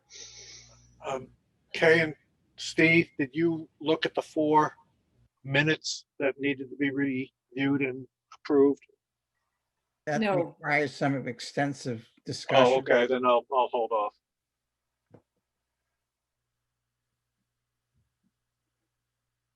Okay, so would you like to close your meeting or? Yes. Okay. Yes. We have no other business then before the Dover board. Good luck, Sherburne. Okay, thank you. Thanks, Steve. Did we Bye, guys. cancel tomorrow's meeting? Is that right, Steve or Kay? Yes. Yes, That's cancel correct. tomorrow's meeting. Yeah. Have Okay. a great holiday. Well, I guess we'll see you next week, though. See you next week. See you Monday, Jeff. Bye, guys. Have a Bye, great everyone. holiday. Thanks. Bye. All right, so next up we have PFAS. And let me just bring up the document on that. Darrell, if I may. Yes? Yeah, we have a couple people I can see in the audience from GLM, as well as I think two of the representatives who own 160 Nason Hill. Was the 8 o'clock an appointment, or was that just for discussion? It was It an was- appointment. Yeah, you hadn't put it on as an appointment. Okay, well, if it is, then we can hold off, but I do see that Joyce just joined us, and I do Okay. see Glenn McMaster and Mhm. Elaine Bonom. I hope I pronounced the name right. So they're waiting for 160 Nason, just so you know. Okay, great. Thank you. All right, let me find what I'm going to share.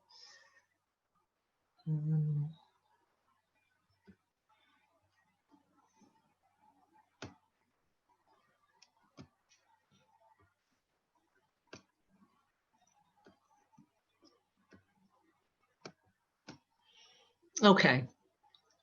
So, we have received official, we didn't get this from Mass DEP, is that correct, Ellen? Yeah, I got it from somewhere else. Yeah, it came through another route.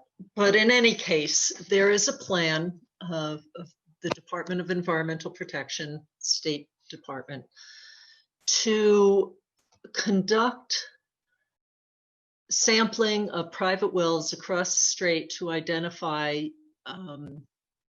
incidents and levels of PFAS across the state. Now, they already have issued, and there's another document, but I'm not going to show that right now, unless somebody would like. But, these documents are on the Mass DEP website.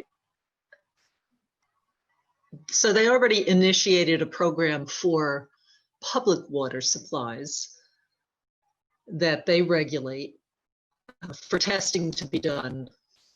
And you can see here this public water system. So there's already an effort going on there, but they want to also cover the areas that are served by private wells.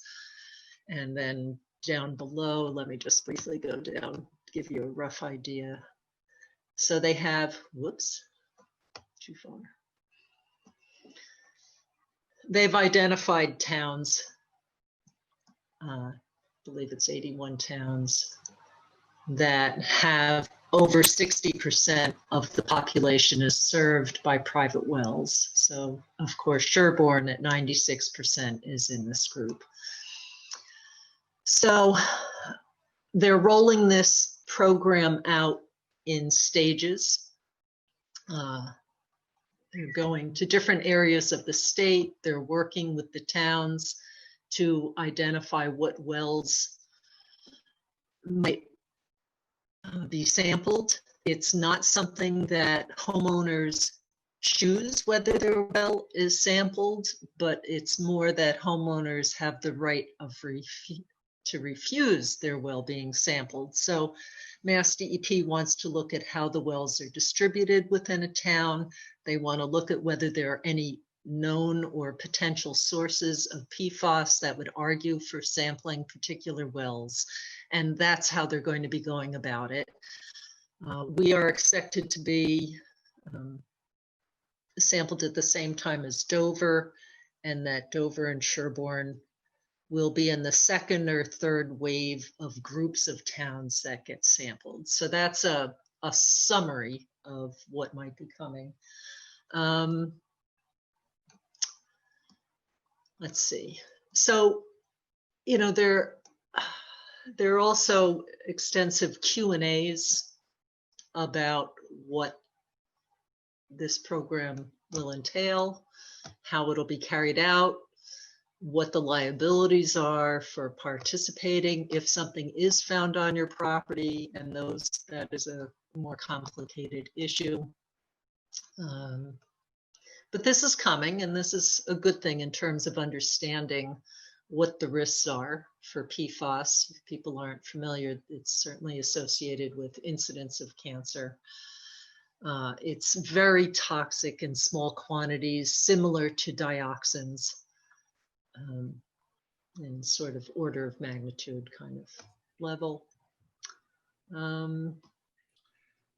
So there are a lot of details, but I'd rather hear what questions there might be. Tom Trainer from the newly reconstituted Groundwater Protection Committee is here. And I don't know if, Tom, you'd like to express any questions or concerns from that committee. I know you haven't really probably had time to convene and talk about this, but if you know offhand if there are questions that you might have at the moment. Well, I totally agree with you. It's definitely something I'm glad your committee is looking into and can make residents aware of this program. And as you state, no, the Groundwater Protection Committee hasn't discussed this, but individuals, including myself, of course, are quite interested. So I don't have any, I don't think I have any questions right now. I'm still certainly in an information gathering phase like a lot of people. And so this is something where the local boards of health are, and potentially other groups in towns, depending on the town, are the contacts for Mass DEP. And I do see it as there are a number of issues that, you know, there are a lot of issues that still need to be worked out in terms of how this is going to be implemented. And I am assuming that they are doing it in groups and sequentially, because they do want to test out how it works. Daryl, can I ask a totally rookie question just to help kind of fill my mental picture? So let's imagine that the state offered me this opportunity to kind of do the testing, and I tested and I had PFAS. Does that then mean that sort of I've got that albatross? So it's good for me to know it to hopefully mitigate my risk. But if I'm selling my house in 6 months or a year or have other things, like what does that obligate me to as a property owner for reporting or remediation? And how clear is that? Like, do we know what that means for homeowners? Because I think that'll be one of the questions people have. Yes, and that is a big issue. So I'll give the shorter answer first, and then I'll expand a little bit. Short answer is that if levels above 20 nanograms per liter are found in your water, your home is going to be entered onto a list of contaminated sites, essentially. And they will do that legwork for getting the home on the list, but that's not the biggest headache that might accompany that. Yeah. There are all sorts of things in terms of determining whether the source could have been from your home and why, or whether it's your down gradient of a PFAS source and then registering for that, but that might fall on the homeowner to do that work. When you're on the list for contamination being found, it's called the 21E program. There are requirements for investigations and that sort of thing. And that is a piece of this that in speaking with Lisa Camp, who could not be here at the meeting tonight, but she and others in the licensed site professional world, and they are the overseers of cleanups at contaminated sites have been discussing that they think there should be another way to approach this that would maybe blind samples from from individual homes and or other kinds of provisions to remove some of the liabilities, because unless there was a fire at a property that was fought with the foams that contain PFAS, or if someone has an entirely Gore-Tex wardrobe or something, it's hard for them at the moment to believe that there would be high contamination levels from a household. But that has yet to be determined, and that's part of why they're doing this, is to understand what might be coming off from products that are used in the home, but again have not been regulated at a higher level to even warn people that that could have been happening. So, oh, sorry. I will say that starting 20 years ago, when there various testing protocols would come up, whether it's for perchlorates or other chemicals of interest, that Mass DEP would study first, similar to how they're going about for PFAS. And the then Groundwater Protection Committee would talk with DEP about how to remove the liability for the homeowners who are contributing to the understanding of these widespread issues. And they have always been resistant to that. So consistently, and this has been brought up over and over with them. So, you know, maybe with more people getting involved on this issue, perhaps there will be a shift, but at the moment they're not so inclined. They feel that the provisions that they've made, which is addressed further down. And how does that differ from a public water system? Liability. Who carries the liability in a public water supply if a house has PFAS over that threshold? The homeowner or somebody else? Well, in a public water supply, they're testing before they distribute it. So right. No, I'm asking you not to explain how this differs from public water system. Oh, this differs from So, public water. Okay. It would be similar to a public water supply in that they would either have to identify if their property, right, because most public water supplies are going to own the land around the well, the zone 1, and preferably also the zone 2, but that doesn't happen as often. And whether they have a source there or they will have to investigate who might have caused the problem. And then as a public water supply, they're going to be, I mean, these standards are new as a drinking water standard. So they are, they would be required to do some treatment. And so there are issues, as you can see here, this 90.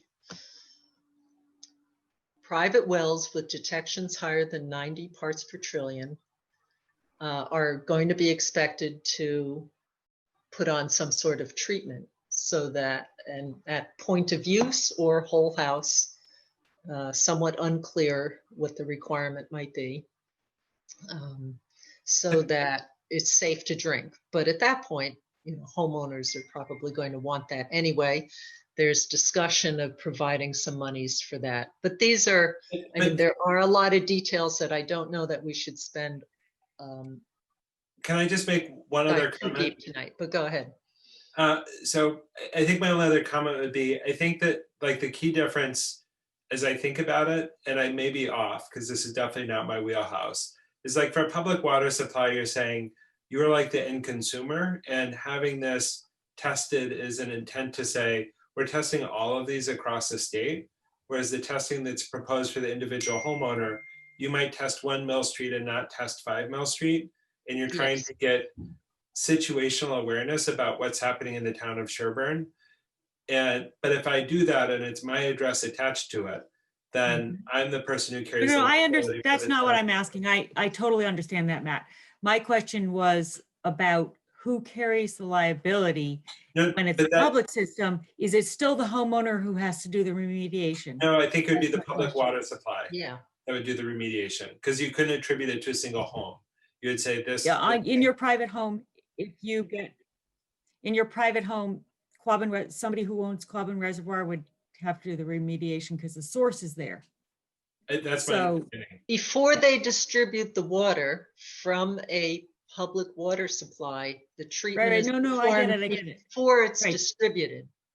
But if It's- it's a property owner who, where it's determined that coming from somewhere locally in their vicinity of their source, then the property owner would carry the liability. But since our source is near our homes, it falls on us. Rebecca, you're talking about private wells, not public water supplies. Is that correct? I can't quite understand. Sherborn does not have any public water supplies, including the schools, according No, we do. Yeah. to DEP. There, We have even several our schools- public water supplies, Daryl, 4% of according the to town. DEP, excuse me, they're correct, they're semi-public, transient, and they are private systems according to DEP. So we have private well systems, which are monitored by the state, which are those ones you're referring to. But they're unlike the state, I don't know if you can hear me, because my Rebecca, I internet think- appears to be coming in and out. It doesn't matter, it's irrelevant because it's not related to the question. The question is, the only time that the homeowner She's fading out. has the responsibility of the remediation is when it's a private well, correct? Can you hear me? We can hear you only intermittently. I think when it's a private identified well, I think that's the point Daryl was raising that she said Lisa had mentioned, is you could also have blinded samples or other ways to get a status report for Sherborn that didn't assign the risk to 50 households out of 1,000, for example. And also, if one could undertake the studies to try to identify where the source is, but mind you, right now, they're not positive where the sources are. There are certainly understandings of some of it. And some of this is just to find out, what does the state look like in terms of groundwater contamination from PFAS? Right, And- I was asking that question for clarification and also to, because it's a subject that is hard to understand sometimes. And the interest of the state for mapping out the hydrogeology in Sherborn is because of these issues that apply to us and the safety of our drinking water, because we also own the mitigation responsibility. We could, unless you could prove I'm trying to talk where to the you. source was. And I can't And even hear.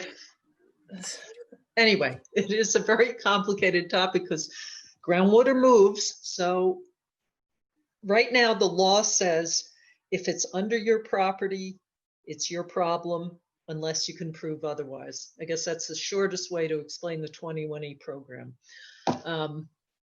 Right, And when but you I have think an a lot of industrial people might not. facility with a clear discharge or a release or accidental release, it's a lot easier to identify. But for something that's they're currently believed to be fairly widespread at low levels, unless there is a special event, it's going to be difficult.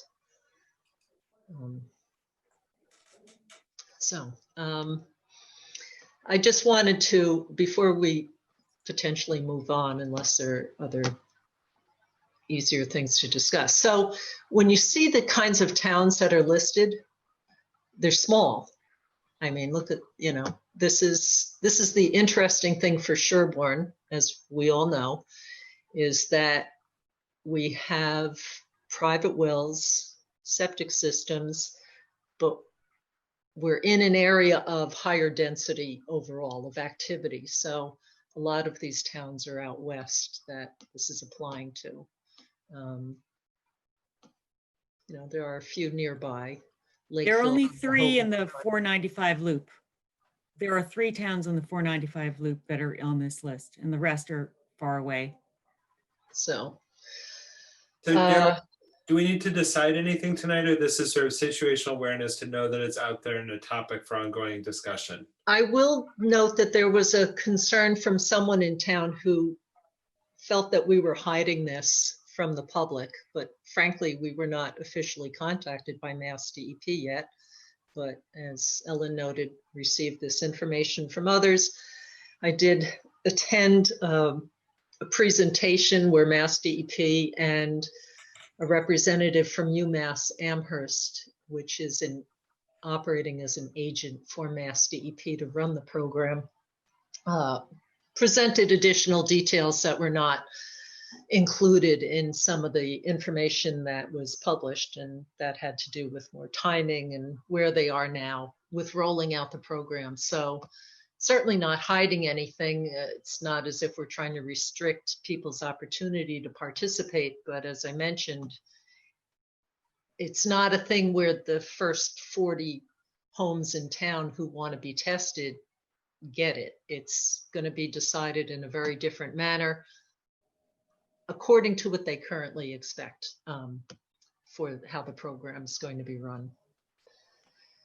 So we sort of need to wait and see in terms of how this is going to affect us. Certainly, if people have reasons to believe that there's something to test near them, or incidents that have gone on that warrant further investigation, or some other dynamic, or whether their well is shallow or deep, or it's hard to know exactly what we'll be looking for. But the more people who, certainly the Groundwater Protection Committee will be helpful in considering where we might want to look. Could be dependent on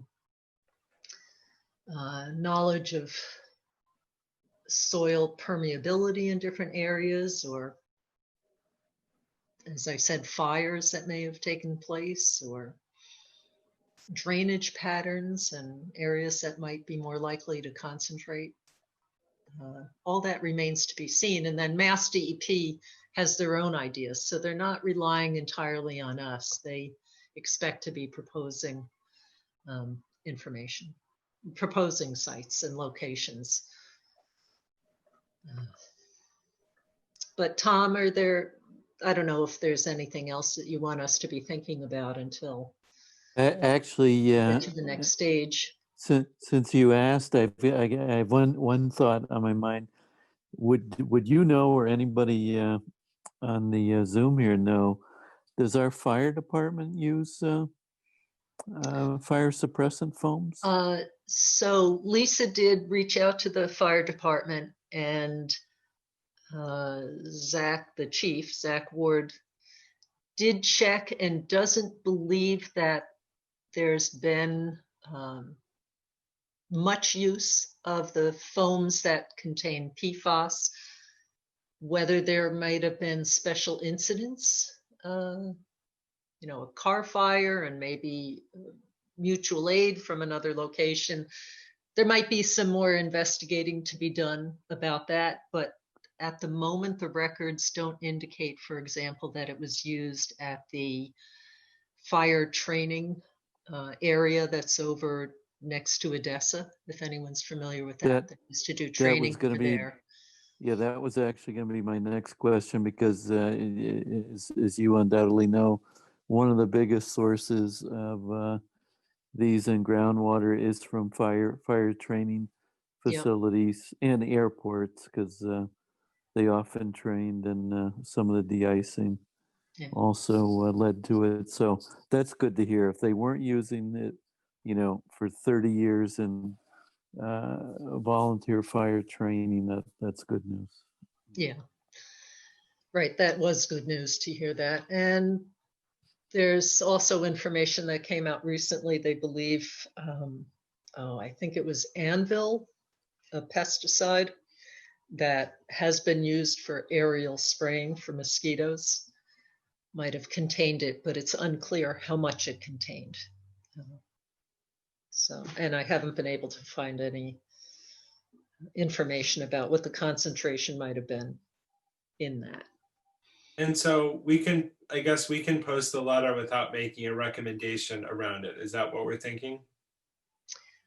Right, is we the could next post step? it as a piece of information for folks. I think that would be okay. That I don't sounds- know if we need to put information up front to explain more, or we just post it. I am a little concerned that certainly when I read through all the materials that were available, I had a different opinion about what was going to happen versus sitting in the meeting with the Mass DEP and UMass folks. Right. And then trying to explain liability to people. Just Yeah. like some of the questions that came up here. What does it mean? How much is it going to cost me? What am I going to be obligated to do? For them, a feature was, we'll take care of putting you on the list. that doesn't say, and now you have to hire consultants. Now you have to do it. Now we'll put you on the list. You just have to do the work to get back off it. Right. So exactly. Well, Daryl, so I'm a little concerned about that because. So maybe, Yeah. I guess, would we want to just provide sort of a brief memo or context to say, you know, the following information was received. Homeowners should note that, you know, if PFAS are identified at the property, that can bring with it, you know, sort of other implications. Because I think, I don't think our intent is to discourage people doing it. We just would want to provide whatever insight to make sure that if they did it with eyes wide open. Right. And I hope that Lisa and the group of folks who are approaching Mass DEP about trying to come up with a different approach that still gets the data, but makes it easier for people to participate without individuals taking on an undue burden. That's really good information for everyone. So.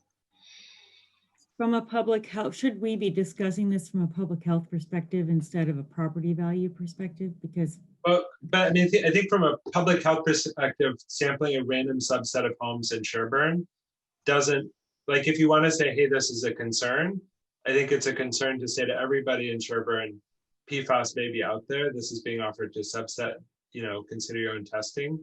But I think that, like, this is really a sampling methodology as I read the letter.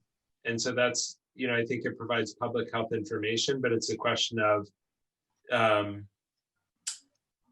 are there other ways to get that information? For example, the de-identified methods that that Daryl had mentioned that would get the same public health information without introducing that liability. Right, and things that we've raised with them in the past is making some sort of grid on Sherborn and then saying, here's a sample that came from grid number 4. And they know roughly what part of town that's in, but it's not a specific property. And it's still, given that they expect it to be widespread, that answers that for them. So, okay, I'll try and work up some kind of little introductory language and maybe provide the links to the documents. So if people want to learn more, they can go find it, especially in case Mass DEP updates those documents. That might be an approach. Oh, I will mention Dover has a network of monitoring wells that they installed as part of their water resources group's efforts to understand connections between surface and groundwaters, and also understand as the town grows and more wells are sunk in Dover, how that might be affecting groundwater level trends. But Mass DEP was not inclined to make use of those. That was rather unclear why they were not interested in that, but that would certainly remove some of that discomfort that homeowners might have in having their individual wells sampled, is to use the town-owned wells. So that there may be more discussion on that. And again, they're just starting out on this project. So, and I can't imagine that we're the only ones who might have this concern. I know we've got a bunch of people for other topics, so would it be okay for us to kind of move to the next phase? I don't want to abbreviate, Yeah, but is that okay, Tom? Since you're the GPC rep here? Oh, by all means, sure. Okay, great. All right. So Mark, which of the, are the folks here all for the same? I believe so, Darrell. Okay. We have the engineer here, as well as, I believe, two of the owners of the estate. So Joyce Hastings here, she just reappeared, as I did too. They were interested in knowing what I was planning to present. I offered to have them at this meeting so they would know what the recommendations from me to the board, from the board to the planning board would be for this subdivision plan. It's a 2-lot subdivision plan.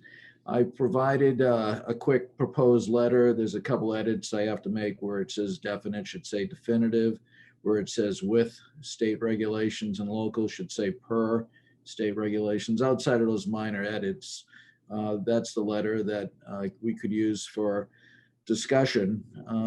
As we discussed at the last meeting too, this is this preliminary stage of a definitive plan.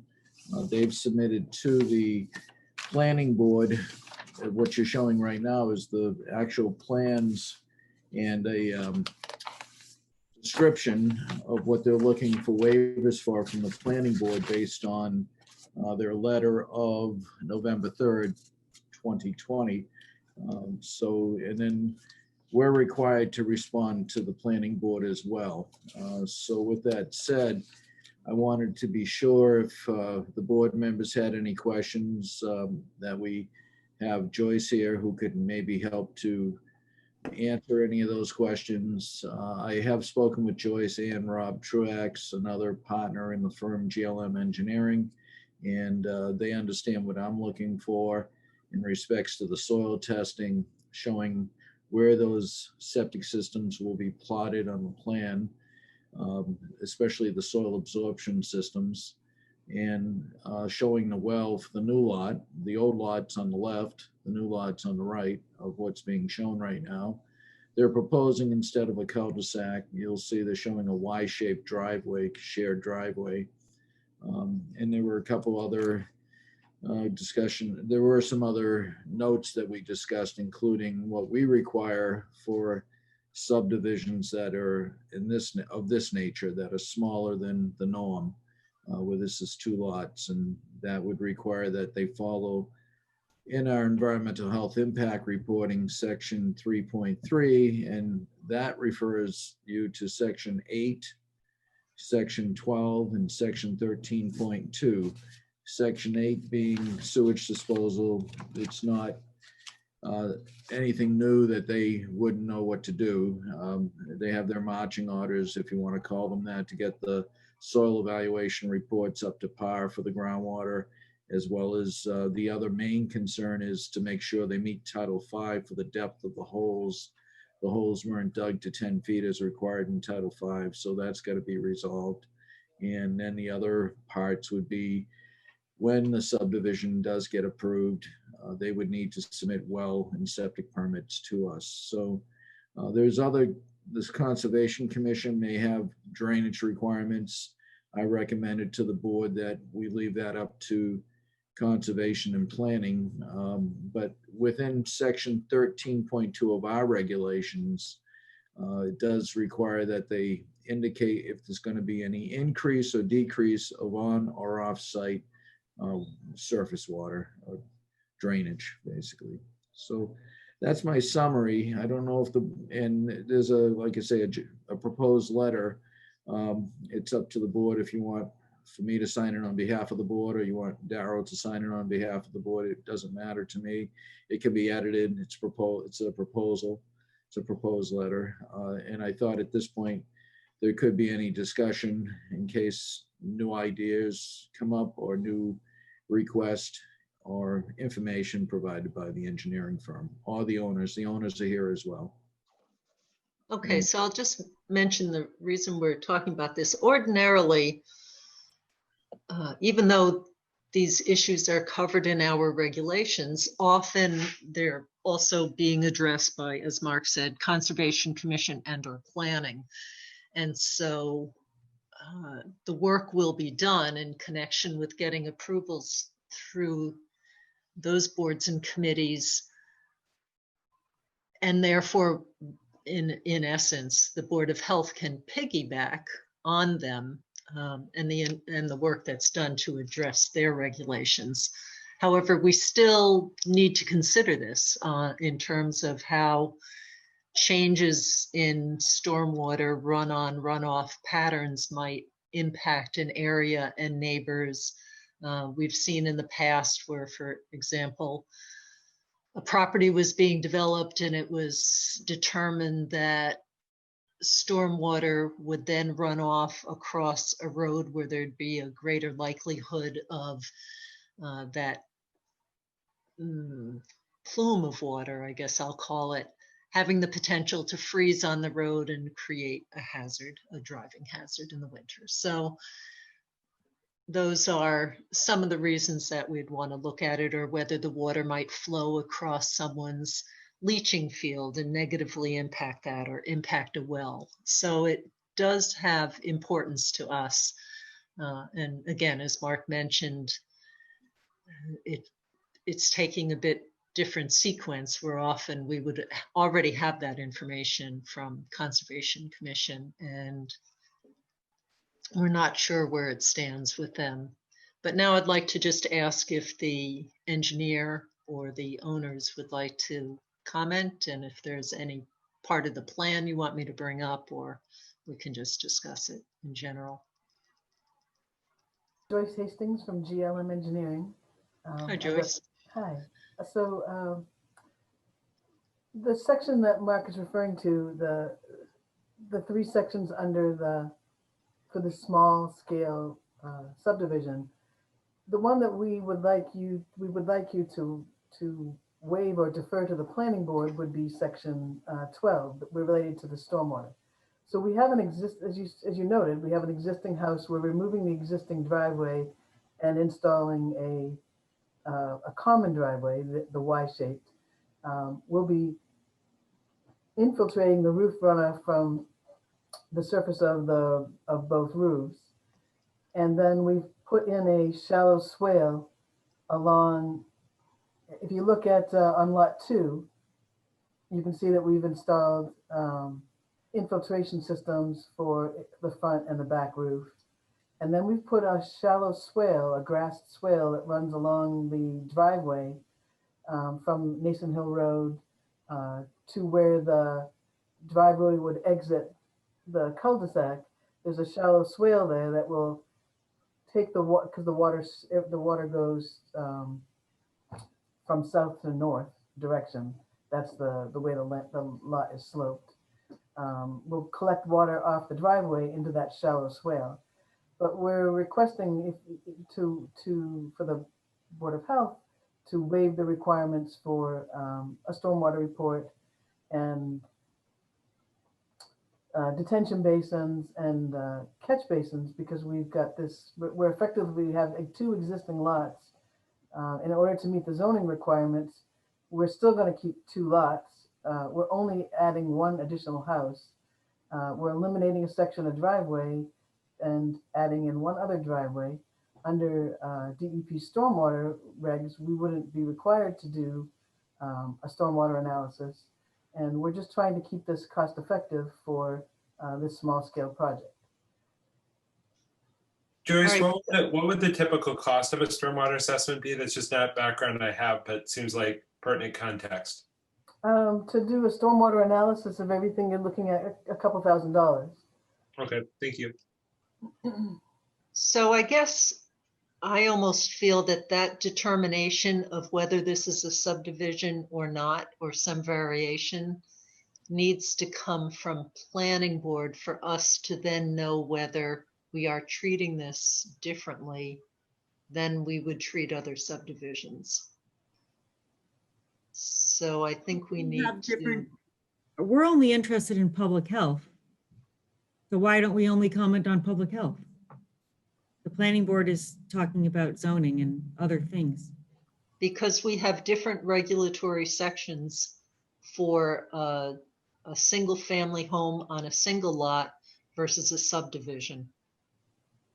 And so in this case, we have to waive the regulation, and that may certainly be a reasonable waiver, but we can't say we're not speaking to it because it's not a public health matter, because it is one of our regs. Do I have that right, Daryl? Yes.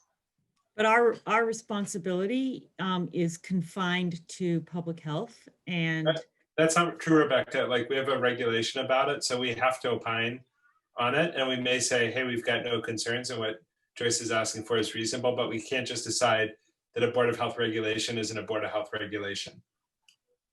And no, if they determine that this does not qualify as a subdivision, then our subdivision regs may or may not apply. So this is a subdivision. A subdivision, the definition of a subdivision is where I have to create frontage. And I'm using a paper street. I'm not building a road. Those are the series of waivers that we're asking from the planning board. And we'll be discussing, planning board also deals with drainage and stormwater, and Yes. we'll be addressing it with them, those same issues. So, Right. And frankly, I feel like we haven't had the ability to communicate enough with those other boards just yet to understand how this fits together. Because ordinarily there is a sequence where by the time it gets to us, it's pretty clear if there's any gaps remaining or not as a result of having gone through those other boards. So I feel like we just need to understand better where things stand with the other boards. I don't know if you already know. no, so we go That into or our- it's, we have our first planning board meeting, I think, just before your next meeting. And we'll be presenting our issues there and requesting our waivers, and have not gone into that yet. So let's just say we get through those and they waive the requirements for stormwater or acknowledge that what we're proposing for this intensity of development is adequate. Would that be satisfactory to you? To allow you to waive that section 12? I guess that depends. And often these are larger projects where we are able to avail ourselves of peer reviewers who can do that and on our behalf. So, and again, often it's done maybe under another board or committee as a way to save money where Board of Health isn't hiring a peer reviewer, Concom isn't, planning board, so we're sharing that resource. I just need to understand, or we just need to check on where they stand on all of that. can I try to package it a slightly different way? Because I think I've got it, and I think we're closer than Joyce thinks we are. What I would say is I don't think Board of Health has a strong independent agenda that we're pursuing here. It's just this is a different project than we usually see. I think it is hard for us to prospectively say, yes, I will agree to that, because we don't know what they'll say, and that could be wrong, and then it'll be frustrating for you. Okay. I'm not hearing kind of between the lines of us of we have a really strong set of independent feelings and agenda here outside of COM our planning board. So what I would generally expect is that, if they said this all looks on track, I would personally be surprised if we said, no, from the Board of Health standpoint, we think this is wildly inappropriate. So I think we're probably pretty close, but sequencing wise, it will probably be easier for us to get our head around it after planning board, but I don't expect that our head will surprise you wildly. Does that feel inaccurate to you, Daryl? No. But I think also, though, I think it's for subdivisions, and again, this goes back to, is this or is this not a subdivision? There usually is a stormwater study done. So that is also the part that it sounds like there's a desire not to have any sort of stormwater evaluation, unless I have that wrong. Well, and I think our perspective is that it's very low intensity. We have 2 lots, although again, they don't meet the current zoning requirements. We have one existing house and we're just creating, we're using a paper street. We're not building a street to create that second lot. Yeah. So Out of curiosity, are you planning low impact stormwater management features? well, the low impact stormwater management would be the grassed swale. And that's, you know, that's what that would be. And then the roof infiltration. And has there been basic estimations of what volume of water that have then influenced how the swale has been designed and sized? Not formally, no. Okay. I don't have a report that I can hand you, no. Okay. Can I ask a question slightly differently? How, like when you sort of design them, how do you pick yay big for making it yay big? Like what are the features you look at, or how do you decide? We tried to keep it it's fairly shallow. It's no more than a foot deep, so that it's not something someone is tripping through or something that's going to cause issues, but it's we run it along the length in order to basically quiet anything that's coming off the driveway and to collect and settle out anything and act as a level spreader for anything going, you know, down gradient. Okay. And does it have an outlet on the road or? No, where the idea is to not go on to Nason Hill Road to collect everything and send it across the existing property. Okay. And Darryl, there's a cross cut, I think on page 3 of these plans, if you have it.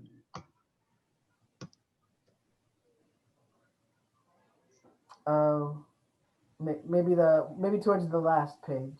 Yeah, the last maybe. I think it's 3 of 4 or 4 of 4. Go one more. One more? Yep. There it is, Darryl, bottom. Oh, I see.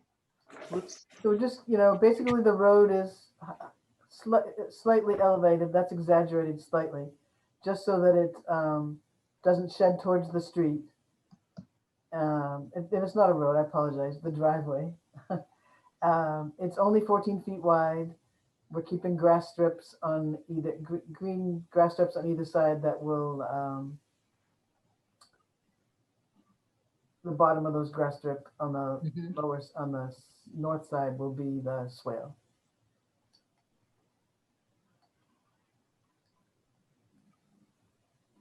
But what we can do is go into our first planning board meeting or our planning board meeting, and if we could then be on your next agenda again, to discuss what the results of that meeting were. Okay, and what is the date of the planning board meeting?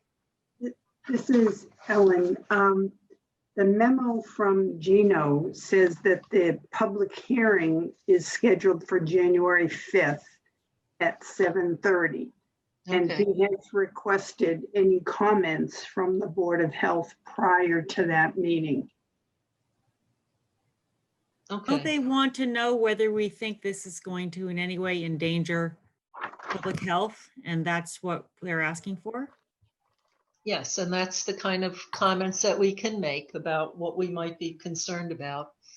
And I had no concerns with the comment. The only one that I had is that complying with sections of that section 312 is, I didn't want you to come out of your department saying that we had to adhere to stormwater when I'm asking for a waiver of it from the planning board.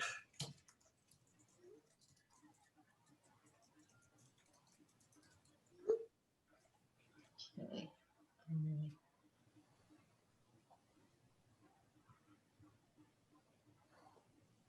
So the 3 sections of your bylaw were, Mark, if you could, it was section 8. Section 8. Which related to septics, and we're totally in agreement with that. Section 12 is drainage, as you Section noted. 12 is all drainage, some of which we will we'll deal with, but for the most part, we're looking to waive that of the majority of section 12. And then section 13.2, which were standards, which were all pretty much common sense, and we're happy to agree to 13.2. And it's, So Mark, do you agree that 13.2 covers, in a more technical sense, the issues of 12? It addresses the increase or decrease of on or off-site drainage. yep. It doesn't go into details as section 12 does on calculations and so forth, pretty much what you were discussing with Joyce a few minutes ago. So that's the difference between the two. Yeah.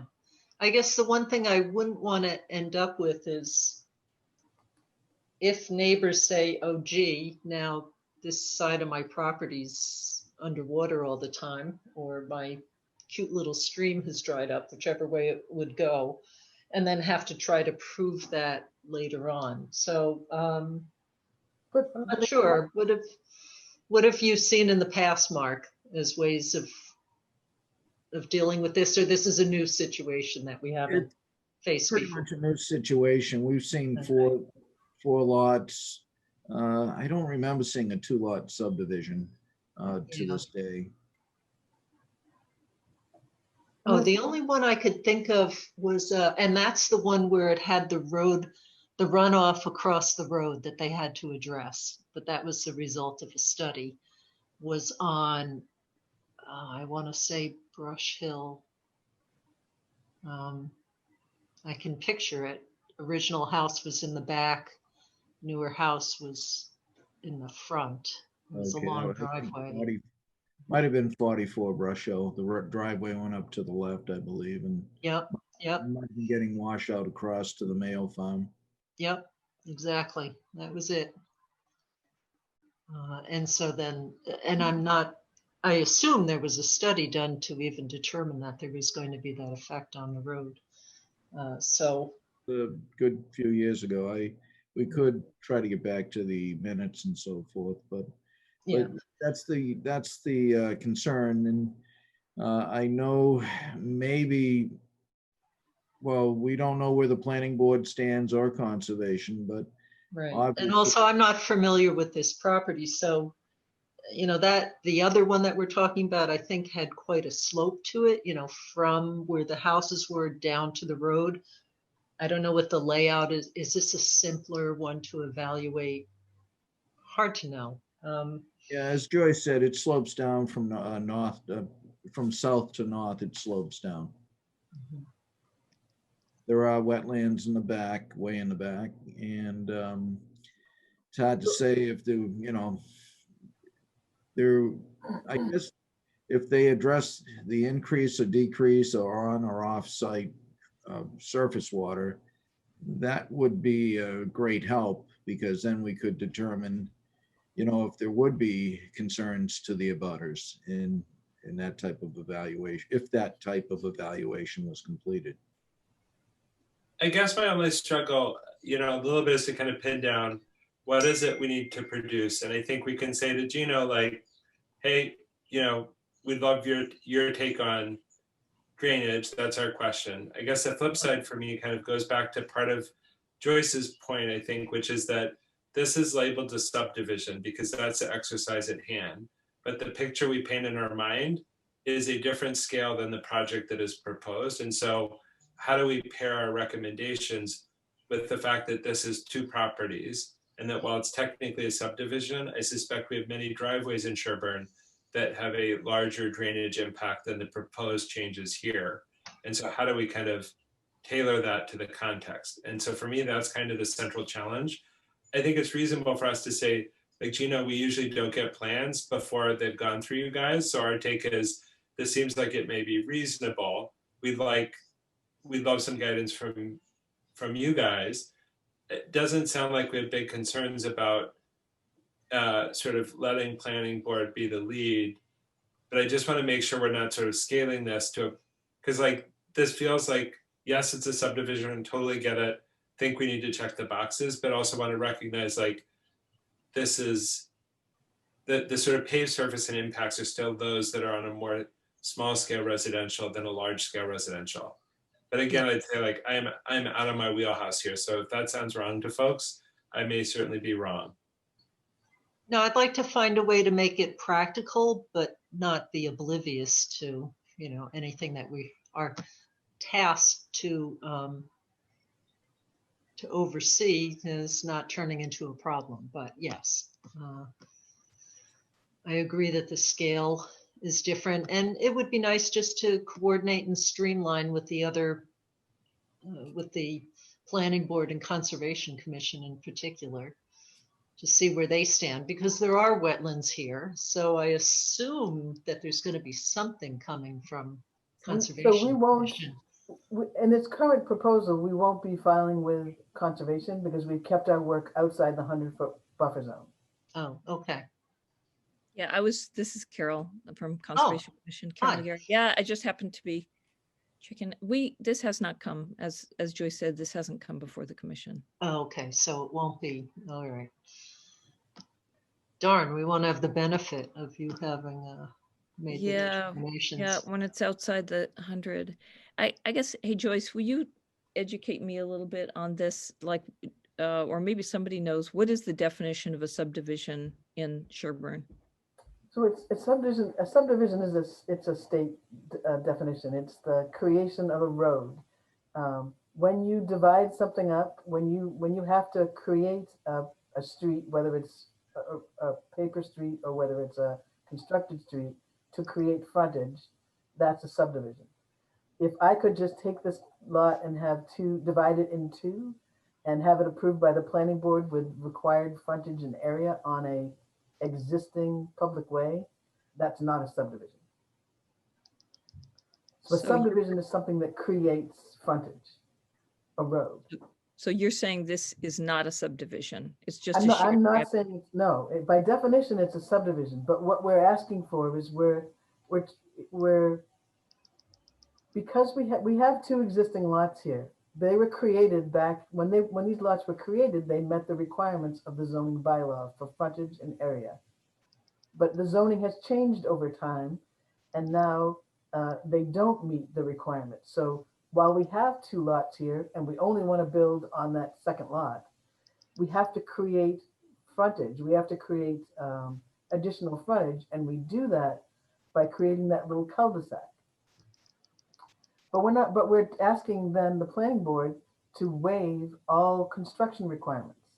We're not creating a wide road. We're not putting in curbing. We're not doing anything that you would associate with a new street. We're basically creating a common driveway. And that's what it is. It's a driveway. And we've configured the driveway sufficiently to turn a fire truck around in. And that's really the only difference between this and just a regular driveway. And it really, all we're doing, we have an existing house already on that first lot. We're really out of this whole thing. We're just trying to build one more house. And the reason, again, it's a subdivision is because I need to create street frontage. So I have to say, I'm pleased that rather than building that enormous paved area, which will cause issues with stormwater runoff or more issues, I certainly prefer to see the narrower driveways rather than the big cul-de-sac. It gives it a more, it is a residential zone, but you won't necessarily note that it's. It seems like a great solution. So I just want to kind of put a pin on this given the hour, because I feel a little bit like we're going in circles. So what do we need to arrive at tonight? Do we need to say, yep, Mark's letter looks good?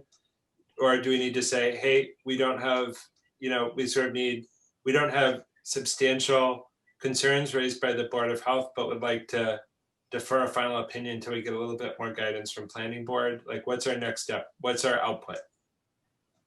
I would say the only change you might want to make is on where I address section 12 drainage, and just maybe instead of noting it the way it's worded, put down that we're going to wait upon the planning board's decision, maybe. It kind of says that, but it kind of was almost like it was waiving that part of the regulation.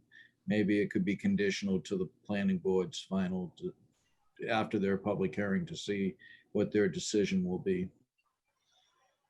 I would actually like to not have, since their meeting and our meeting are very close together, and I really don't want it to go through, and for whatever reason, if we have additional concerns, I'd rather speak with the planning board beforehand and find out what kind of evaluations do they do regarding stormwater, and what are their considerations, and understand that better. Does that make sense?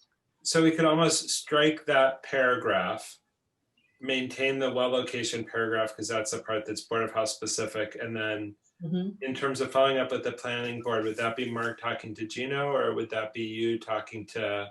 I think it would be better for Mark to be Okay. speaking with Gino or whoever there looks at that, and what would it be possible to? What are the justifications for, the swale shown being adequate?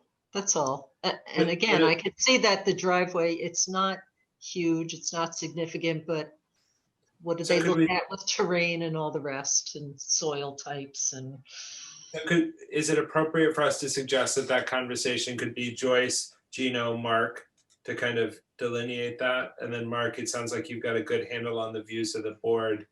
And certainly if there's additional material that comes out of that, we could then have it as an agenda item for the January 6th meeting so that we have that posted. But then if we're fully resolved, we can say, hey, we're all set. Does that sound right to folks? That sounds good. Mark, does that sound okay to you, since you would be doing all the honest work? Our point person? Yes. Yeah, I think that's appropriate. And if there's anything that's a little bit out of what we've been discussing, I'll bring it back to Darryl to make sure it gets on the agenda. But okay, that's not appropriate. And the other thing I would consider is, let's say that, yes, planning board has some way of evaluating this to some level, as they have in the past, or however they're viewing whether it is or is not a subdivision, which would certainly affect whether our regulations come into play, although technically it is a subdivision, but who knows, is whether, if there are problems noted afterwards. Very tricky ground to get into, though, because how do you prove that there's been a change? But if there is some ponding or obstruction or troubles somewhere, that there's an agreement to address that later on, possibly as an approach. But again, I don't know how you enforce that.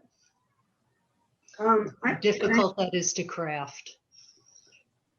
Can I just ask a question, that where the planning board public hearing is January 5th? If the planning board approves it, what would be the point of it coming back to the Board of Health on the 6th? I imagine they could have, if there is some outstanding question related to the, so this is just me spitballing, and I'm sure you know more than I do on this, but could they have something conditional to Board of Health sign off or whatever? Like if they had something where they said, hey, here's our piece, but based on the discussions with Mark and Gino or other pieces, we want to have that last checkbox be Board of Health. We then have it on the agenda. I suspect that we'll end up resolved and end up canceling it, but just to kind of hold the spot for it in case they have a question, they'll know, yep, it's on our radar. We have a pathway to resolve that tomorrow. Okay. Also, I would think it would have to come to us if we need to, if it's covered by our regulations. I think we have to make some determination about. It's just whether we are piggybacking on what the planning board has already identified as issues and I think that sounds good. Yeah, features of the plan that address those issues. Okay.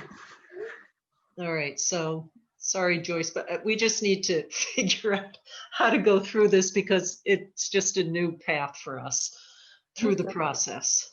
No, I think your suggestions have been will work very well. Awesome. Okay.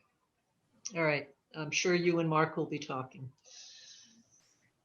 All right. Awesome. Okay. Anything else before anyone have any other questions or comments? Board members? No, just thanks for your time tonight, Joyce. Sorry, it's been a long evening. No, Yeah. thank you very much. You have a good night. All right. Okay. Bye-bye now. Daryl, do we have Woodhaven up next? Hold on.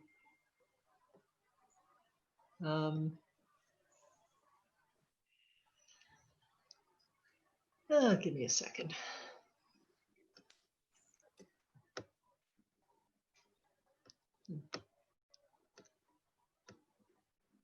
Sometimes my screen just does not cooperate with me. What is happening? All right, let me just look. All right, Woodhaven update. Actually, I'm not going to go into too much on the Woodhaven update other than to say we might need a meeting, an emergency meeting, quasi-emergency meeting, still one posted with 48 hours, so that we could have an executive session if we need to, but the need has not yet been determined. So I want to ask, pursuant to that, whether board members would have availability over the weekend if we get to the need for that. Hate to do it, but I can do it if necessary. I'm not on. And are there times of day or days of the weekend that would make more sense? We can hand the kids an iPad and feel guilty anytime. Okay.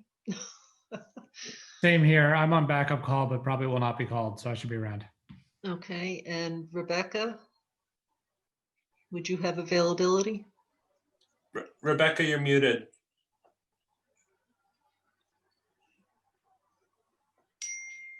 I can be available. Can you just explain again what the need is? What's the emergency? I think we have the need for the executive session. Is that what you're asking, Rebecca? Yeah, I'm not hearing for some reason. Yeah, you're just really quiet, Rebecca. Sorry, I always talk in a low voice. I apologize. Okay, I can be available. Okay. We're still trying to gather some additional information as to whether that's needed. I was speaking with town council today to find out it's just a sensitive issue that and in this case, it's complexities kind of because it's sort of Woodhaven where we are in some ways an agent of the town, but also it's a complicated nexus, right? Yes. Is that, exactly. Yeah. It's complicated. It's potentially confidential information. It's how we handle it. So we're just trying to get all the pieces lined up to know whether we need to do anything or not. That sounds perfect. Happy to meet, flexible on time. So Daryl, you're the decider. What time are we meeting? Well, there would also be a person outside of the board who would need to be involved if we have a meeting, and therefore I can't tell so you. Maybe Daryl. So Daryl, it sounds like you have free reign in terms of times. Maybe once it's determined, maybe Ellen can just send out to the group, and barring some issue, we can proceed apace.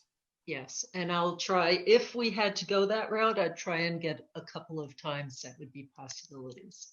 That sounds it would perfect. just be executive session, no other issues. So, okay. Yeah. Sorry to be so vague, but it is necessary. Oh, you got my curiosity. Now I'm like, what are we going to find out? I'm really sorry about that. I'm going to bring popcorn. Yeah. No, I think that sounds fine. All right. Okay. Coolidge Crossing, Mark, do you want to give an update? since you were out there? Yes, I'd be glad to, Daryl. 1 second. Let me start the video up again. I just didn't want my computer to die through all this. I went out on December 4th with a variety of different departments within town, and we walked through the property. It actually was my second walk. I actually went through the property a couple of years ago, but at this point they were giving us a tour to show where the buildings were going, as well as their activity area, and they marked out some of the bounds to those buildings so we could get an idea of what their project would look like. During the review, I did ask if they did any studies, 20 hazardous waste type studies, 21Es, and they submitted a report, and I will be looking through it, but it's about 170 pages. And in doing so, they also submitted an email with it saying, you know, where they stand with various Board of Health requirements. I don't know if it was with the agenda information, but it was sent to us, and it was sent per a request for the report on December 13th. They addressed some of the questions like sewage disposal and domestic water sections. They were noting in our environmental health impact requirements, chapter 3, as we just went through for 160 Nason Hill. So they went over some of that in their email, saying that it doesn't apply. They will be obtaining both municipal water and sewer. They noted it's a comprehensive permit application, and they've requested a waiver for having to file an environmental health impact report with us. And they mentioned parts, I call it section 3, but in 3.1 and 14, they said that's not applicable. So they're indicating to us, because it's a comprehensive permit, they're not going to follow pretty much drainage standards as well. And earthwork, they indicated, was less than 1,000 cubic yards of earth material that they will be importing versus exporting, and they won't be doing over, they're bringing in material, so they're not exporting. And they mentioned bedrock disruption in the email, saying that the bedrock disruption permit is only needed for disturbing more than 10 cubic yards of bedrock. And they said, since we are building up on the site and have no basements, this shouldn't apply. So that we came from Todd McDowell of Bay Stone Development. A December 13th email. We can share it with you if it, Ellen, do you know if it was part of the documents? If not, we can share it with you. It's public record. It's just if it's there, Daryl can share it. I don't know. Hi, Ellen. Get to see you now. You haven't seen you in a long time. That was a mistake. I had never seen Ellen before. That was fantastic for me. Hi, Ellen. Oh, darn, I missed it. But I know what you look Ellen, like. one more time. Say hi to you. Oh. Hi, Matt Beavis. Hi, Ellen. So if you can, but again, it was pretty much what I just read. And then the report I mentioned, I'll be reviewing that to see if there's any glaring information in that report. But it appears that they're going with the comprehensive process and indicating they're not going to need to follow our environmental health impact requirements. Okay, well, we may, yeah, tricky. Yeah. I don't believe the state is interested in contaminated water supplies for residents of affordable housing. So I think that's interesting perspective. Well, except right now, the plan is that they won't be getting their water from the site, but I still think we're going to be concerned. We haven't about, seen that though. Yes. Oh, that's frankly, the town is not particularly interested in the project if it doesn't have the water and sewer provided. Yeah, I don't think that, all I'm commenting on is the fact that it's interesting. Their perspective is interesting. That's all. So, but Mark and I have talked about there are other issues of how even they lay out the infrastructure and how that might impact the area or neighbors. So I think there's still, even though we might not be regulating their water and sewer supply, there's They still would other still need to meet Title V. still where, no, not if they're tying into Natick's sewer system. But if it's There won't be regulated, any Title if it's V. a public water supply, it would be under state law. And so it would have to meet Title V. And for water, drinking water standards. Title V is septic systems. No, but I know, but they would have to, because the septic system is in proximity to, I guess they would be getting it from MWRA if they're doing that, but okay, whatever. Okay, fine. Okay. But where their utility lines are, say where their sewer lines are traveling to connect to Natick, whether that might have some potential impact in terms of leak detection from that and its effect on neighbors' wells. So there are still issues that I think that we should have oversight. Mhm. That's a good point you bring out, Daryl, is the fact they're going to be excavating for that, for the infrastructure, including water and sewer pipes. So what effect will that have on the butters, as well as, will there be any bedrock disruption with that? Yes, yeah, exactly. So their estimation that there'll be no bedrock disruption could be incorrect. So we need to keep an eye on it. So if, jot down some issues as they come to you, and we'll make sure to raise those with, I presume, is this under ZBA authority? I believe. So, right, we'll just share any concerns that we have so that they know as we go along and learn more. Okay. Daryl, can I ask a question? This is Carol again. Yeah, sure. I've been kind of curious about how this works, because they've been saying that they're gonna, they're gonna tie into, and I was at the site walk too and I saw Mark there, and but they were saying that they're gonna be tying into, I guess it was either Framingham Water and Natick Sewer or vice versa. No, you got it right the first way. Yeah, and so that basically it's like, we're not gonna have wells on site, we're not gonna have sewer on site. My question is, if they go through the whole comprehensive permitting process, with Sherborn, where then in a sense, they can bypass the Board of Health regulations, except as you're pointing out, not everything, right? I mean, there's still impacts from all of the impervious surface, because those are very, very big buildings. That was one other thing that it was like, wow, there's a bunch of big buildings here.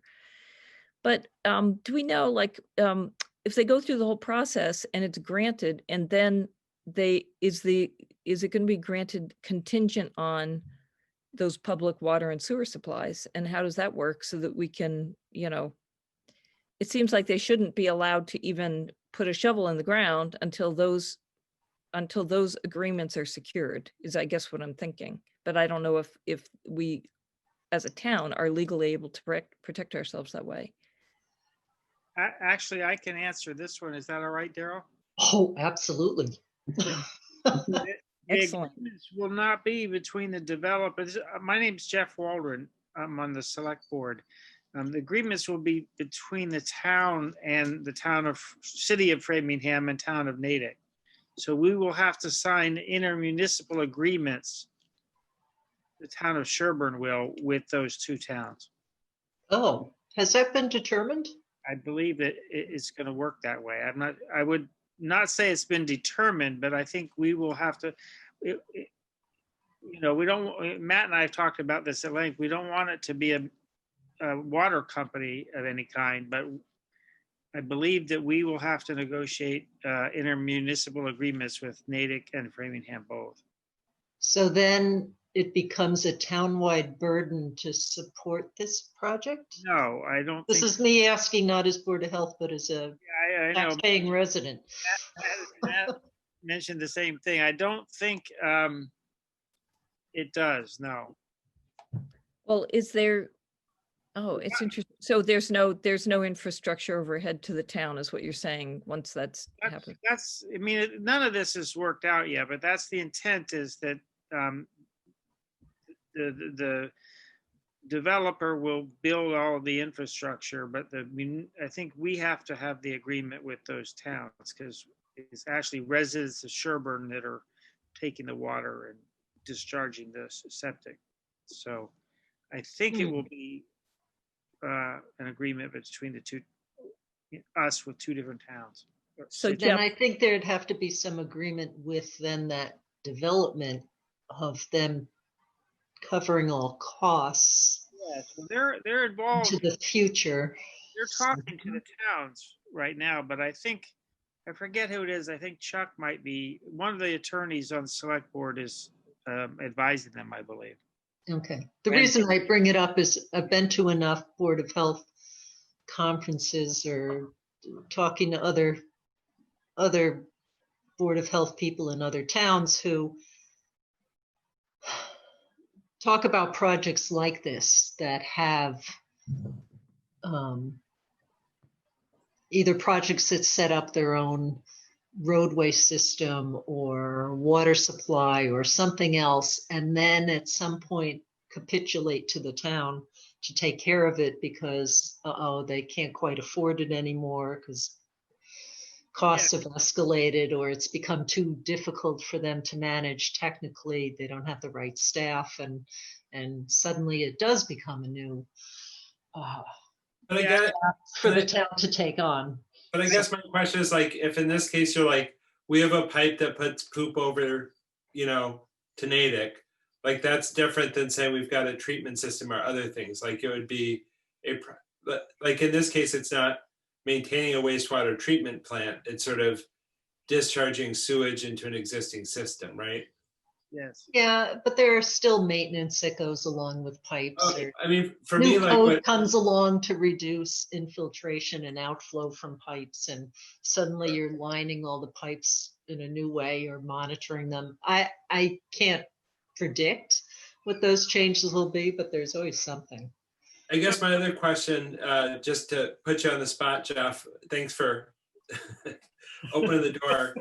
I guess my other concern, so I think Carol asked for the switcheroo on this project, which it sounds like is low risk that it would proceed to the permit and then say, oh, wait a second, never mind. Like it's very much tied to these. But we certainly have a number of other large parcels that will be at the point of transit that will kind of go under our roadways. And I know certainly part of the plan is to say, this will take us into a place where we've met our affordable housing threshold and can kind of determine our own course. But if 10 or 15 years from now that changes, then do we have vulnerability? Because people will say, you've got an intermunicipal agreement and I want to sell Sunshine Farms or Sweet Meadow or some other large parcel and compel you to access those or negotiate for an expansion of those agreements. Do we have any risk in that regard? Well, I think to your date time frame is about right. I think they're saying that this Coolidge development, remember, it's the two things. It's not just the, I think the it's the EA and the rental. It's the rental and the condo complex. Yep. Get to 2030 in terms of meeting the 10% affordable housing.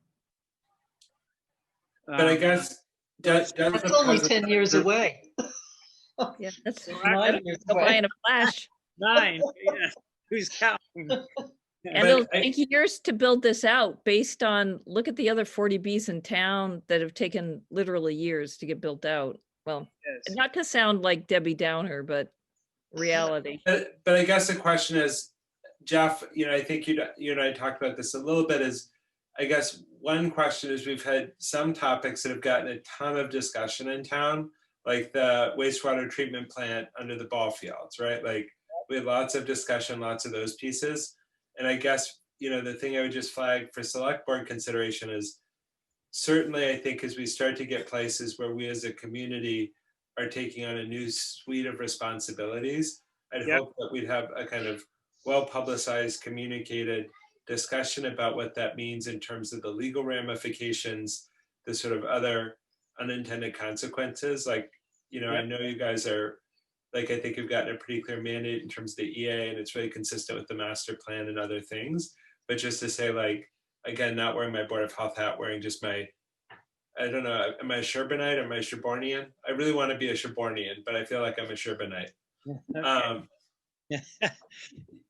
But to just have a chance to have that as a real conversation, kind of to Carol's point of just, you know, these are big projects. Yeah, no, I don't think I mean, we're good at beating dead horses in this town. I don't think there's any chance that you'll not have a chance to have input. I don't know. I think the agreement will be between the select board will negotiate the intermunicipal agreement, but I think, as Daryl pointed out earlier, that the ZBA will be managing the approval of the projects, I believe, but I don't know for sure. Well, that, if you wouldn't mind my interjecting again, which is that one of my, and this is, I'm asking this partly because I don't know if you know, Jeff, that I'm on Conservation Commission. So this is, I was on the sidewalk. Yeah. So I think I'm more thinking about the sequencing, and it hasn't come, you know, we are not yet reviewing everything, but it's coming up quickly. So my point is, if everything is reviewed with the assumption of public sewer and water and it's approved, and then public sewer and water doesn't materialize, then what happens? Like, I think I'm asking whether the select board has brought town council into this so that the sequence is, yeah, they're very water is approved first. It's going to be a little complicated on the town council side, because we switched to a new town council, Chris Petrini in Framingham. So he can't represent us, I believe, and this isn't a lot of the things I'm telling you now are sort of preliminary, so they may change, but I don't think he can represent us because he represents Framingham also. So I think he can represent us in negotiating with Natick on the septic side, but I think we have to get maybe our former, I don't know who it'll be, but a different town council in our negotiations with Framingham, I believe, because it wouldn't be an arm's length transaction for him. Do you know who's tracking this? Because, you know, once these 40Bs start getting submitted, there's a timeline that we start. Yeah, I've been in all the meetings, but I'm not the most knowledgeable person on the select board. So I would say that I would talk to Eric Johnson. And hopefully the ZBA is tracking all of this too, because they're doing the comprehensive permit. We've had many presentations and discussions about it, and I'm kind of alluding to things that are a likely direction, but none of this has been determined yet, or there haven't been any votes on accepting things yet. As far as the ledge, I do know, you probably know this, they did do, the water line to Framingham will go under Coolidge and what's that, Kendall Avenue that goes by Sunshine? So they did do, we allowed them to do test borings there to identify if there was ledge. So the amount of ledge, I don't know what the quantity ended up being, but I think it's a somewhat known entity for the water line, but not the sewer line.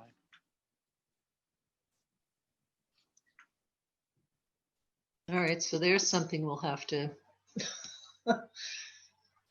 oversee. Yes, I'm sure there's going to be a lot. Like I said, we beat dead horses pretty well in this town, but I'm sure that there'll be plenty of notice and plenty of chance. I think it'd be most appropriate not to have like joint meetings, but have them, as we did with Fields of Sherborn, have them come to the planning board and the Board of Health. Even though the ZBA was running the process, they went through the other boards in town. And then you were provided input to the ZBA. Yeah, but that's not how the ZBA has been doing the last one, right? The 59 North Main. Yeah. Handled differently. Yeah. So anyway. All right, so that's complicated. More to come. Does anyone have anything else burning? Lots of burning issues, but anything that we could actually resolve tonight, or shall we move on and wrap up. Okay, moving on. So, does anyone have any comments on the food establishment inspection reports that they want to raise? Any highlights? Concern? No? All right. Noting receipt. Yes, noting receipt. Okay. Okay, so we have 2 permit renewals. The one that, let's see, the disposal works installer permit, it's a renewal. Are they in good standing with us? It's Mark, it's DL Atkinson.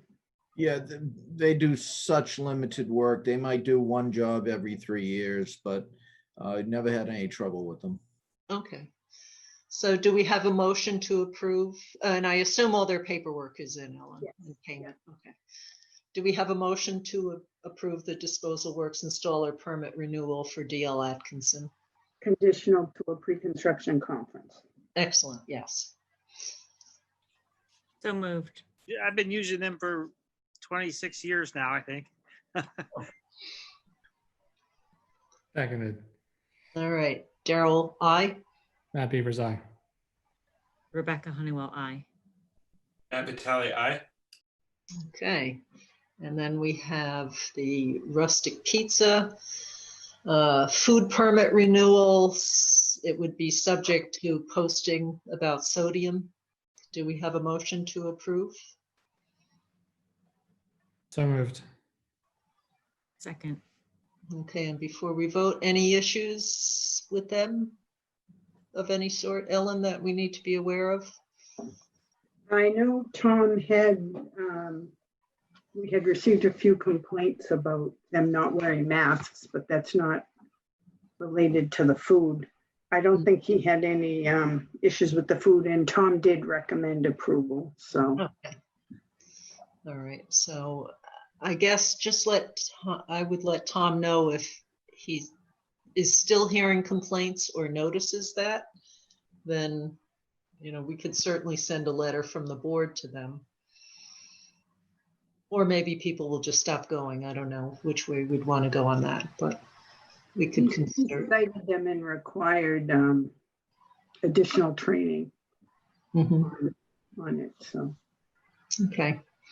All right. So it's been moved and seconded. Any other comments? Daryl, aye. Matt Beavers, aye. Rebecca Honeywell, aye. Matt Vitale, aye. Okay, we have the budget coming up. Let me just bring up a summary on that.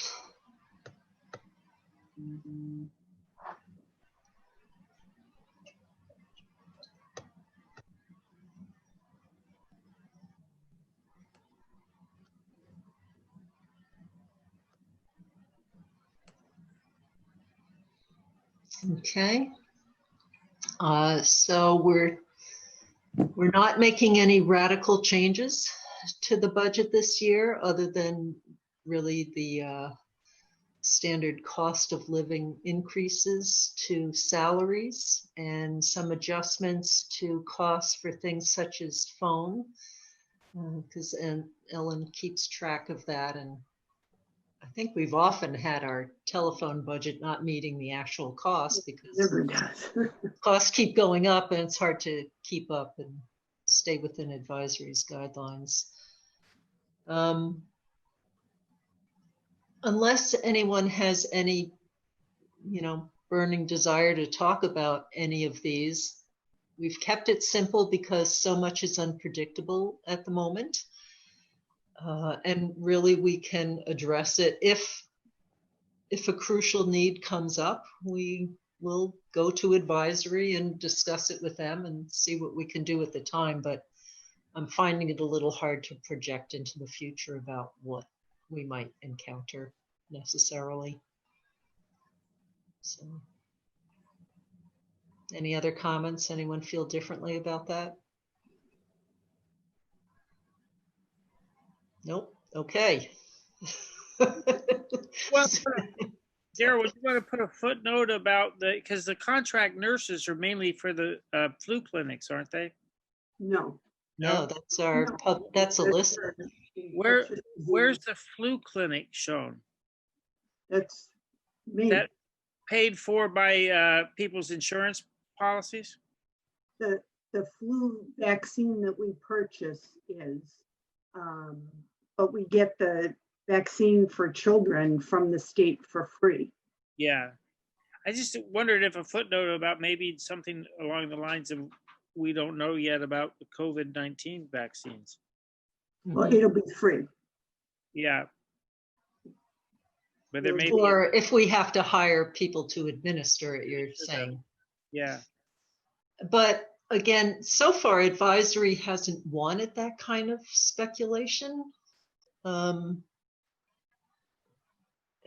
Yeah, and we just don't know. Yeah. Okay. So we're, okay, so to answer Jeff's question, so when we had the EMTs from the fire department help out with the flu clinic, where does that come out of? It came out of CARES Act funds. Oh, that's right. Okay. Okay, so we have nothing to even use as a good example, but all right, so. And they didn't administer the vaccine. That was the volunteers, the MRC volunteers, who are doctors. Oh, okay. Oh, I thought the The EMTs were also don't- helping. Okay. They helped, but they did not administer vaccine. Oh, all right. They put the Band-Aids on after. Okay. It's okay, good. All right, so there'll be, I forget what the date was for this hearing. Ellen and I will be going, although it won't be as much fun when we can't just go Yes, together. the hearing is Wednesday, January 13th. All right. So we'll be presenting this. If anything comes to mind, do let us know. Can I ask a COVID related question? Uh-huh. And I think this is like mostly Ellen, but I'm not sure. My recollection from at least one of the MGB presentations was that I can't remember if it was part of phase 1A or if it was the next phase after that where they start to incorporate first responders. Actually, I think it's probably an Ellen and Daryl question. I just wondered whether there had been any questions or requests from either the fire department or the police department in terms of any kind of discussion session in terms of talking about the vaccine and what to expect to try to help mitigate any concerns or hesitation people might have about getting it. Has that been something that's come up on any of the COVID town meetings, since they may be sort of a relatively early phase? And then I think there's a general education question about whether that's a role for us as we get into general community availability, you know, sort of what's the footprint for Board of Health versus healthcare providers? So it was discussed at the interdepartmental COVID work group meeting about fire department and police. Zach expected to have a meeting with other fire chiefs where there would be more information about how that might be rolled out to them and what the mechanisms would be. What the fire department or the acting fire chief, the fire chief and the acting, who is the acting police chief? Anyway, all right, Lieutenant Bento. I think Lieutenant Bento's the interim. Okay, it's still interim. I thought there was somebody else just recently appointed, but anyway, they were both not inclined to make it mandatory. Totally agree. They want to strongly encourage and to support and make it easy within whatever abilities they might have, so that people can get the vaccines, but they were averse to making it mandatory, which I agree with as well. Yeah, I think especially when it's under the emergency youth authorization, that makes a ton of sense. Yeah. I agree completely with that. And I still want to know if all these vaccines are going to have sodium metabisulfite, because then I won't be able to take it, and that bothers me. So anyway, as soon as anyone knows. Daryl, I've got my fact sheet. I'll be right back. Okay. Maybe the AstraZeneca one. Since people are having reactions that sound like what happens to me when I take. It's not an mRNA one. So anyway. You want to mention that Zach does have that testing plan set up with the Broad, you know, through that whatever it's called, Pro EMS. Yeah. But they're is getting first respond. You know, Matt asked about first responders. They've got a special testing program set up. Is Matt still here, or did he truly run away? I don't know. Maybe I am back. Okay. Tommy can fill in if he's not there. That's okay. All right. So we had talked about how town employees were interested in being tested, but the group that is going to be getting tested more regularly are fire department staff. Thank you, Matt, which are, you know, they are putting themselves out there all the time. It's critical to keep track of whether they should be working or not and interfacing with the public. So Zach has found a way to provide testing for them periodically, which has proved useful because they have identified a number of people who were positive. They don't believe it came from anything from work connected with Sherborn, but since we have a large fire department staff in a way, but they're people who work across multiple towns.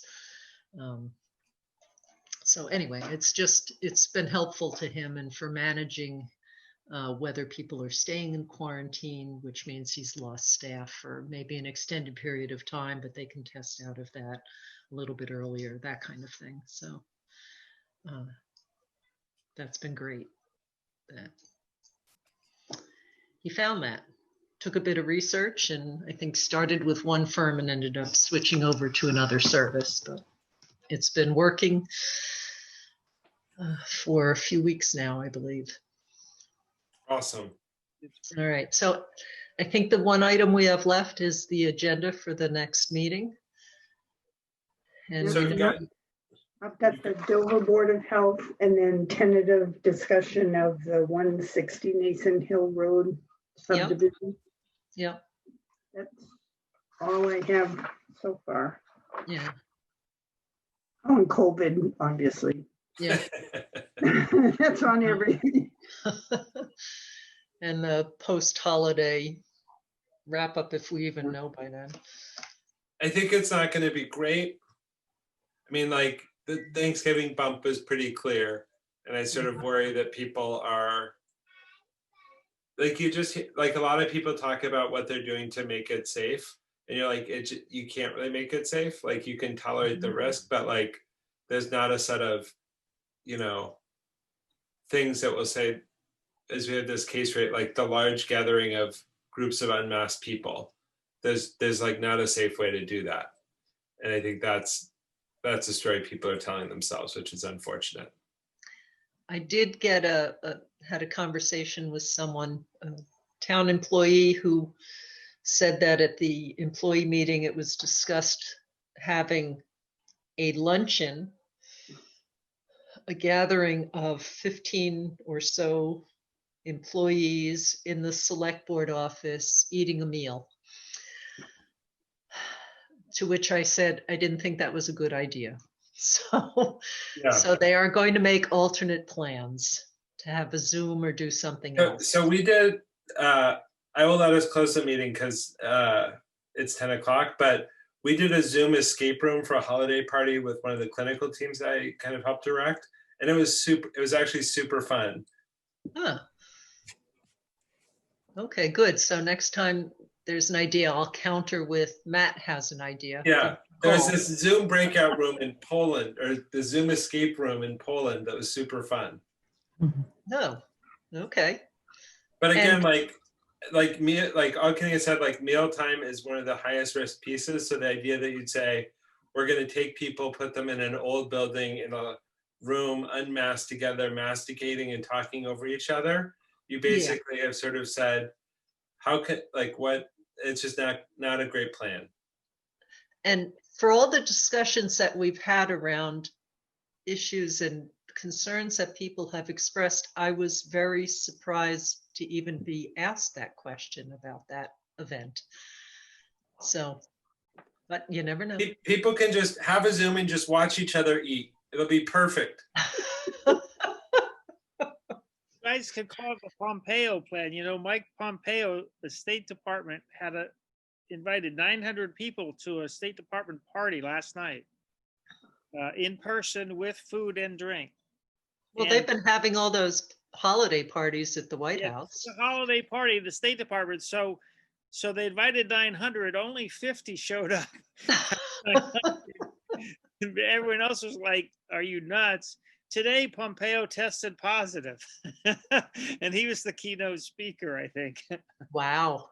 No, are you serious? Today he just, oh, Well, on that cheerful note, it sounds like we've got an agenda. I have one question. How long do you think how long should I give for the joint meeting with Dover? 45 minutes. So the next, I can put 160 Nathan Hill Road tentatively at 7:45? I think so. Yeah. Okay. All right. I think we're going to have to discuss that one way or the other, even if it's to agree with whatever planning board does. Yeah. But I think having some bracket makes sense just to kind of help us stay focused. All right, guys, I hope you have a wonderful, safe holiday. Totally alone, avoiding all human contact, possibly in a bunker. Right, exactly. Natural. So, all right. All right, guys. Have a good night. Be well, Thanks. everybody. Happy holidays. All right, bye. Thanks, Take care, everybody. everyone. Mhm.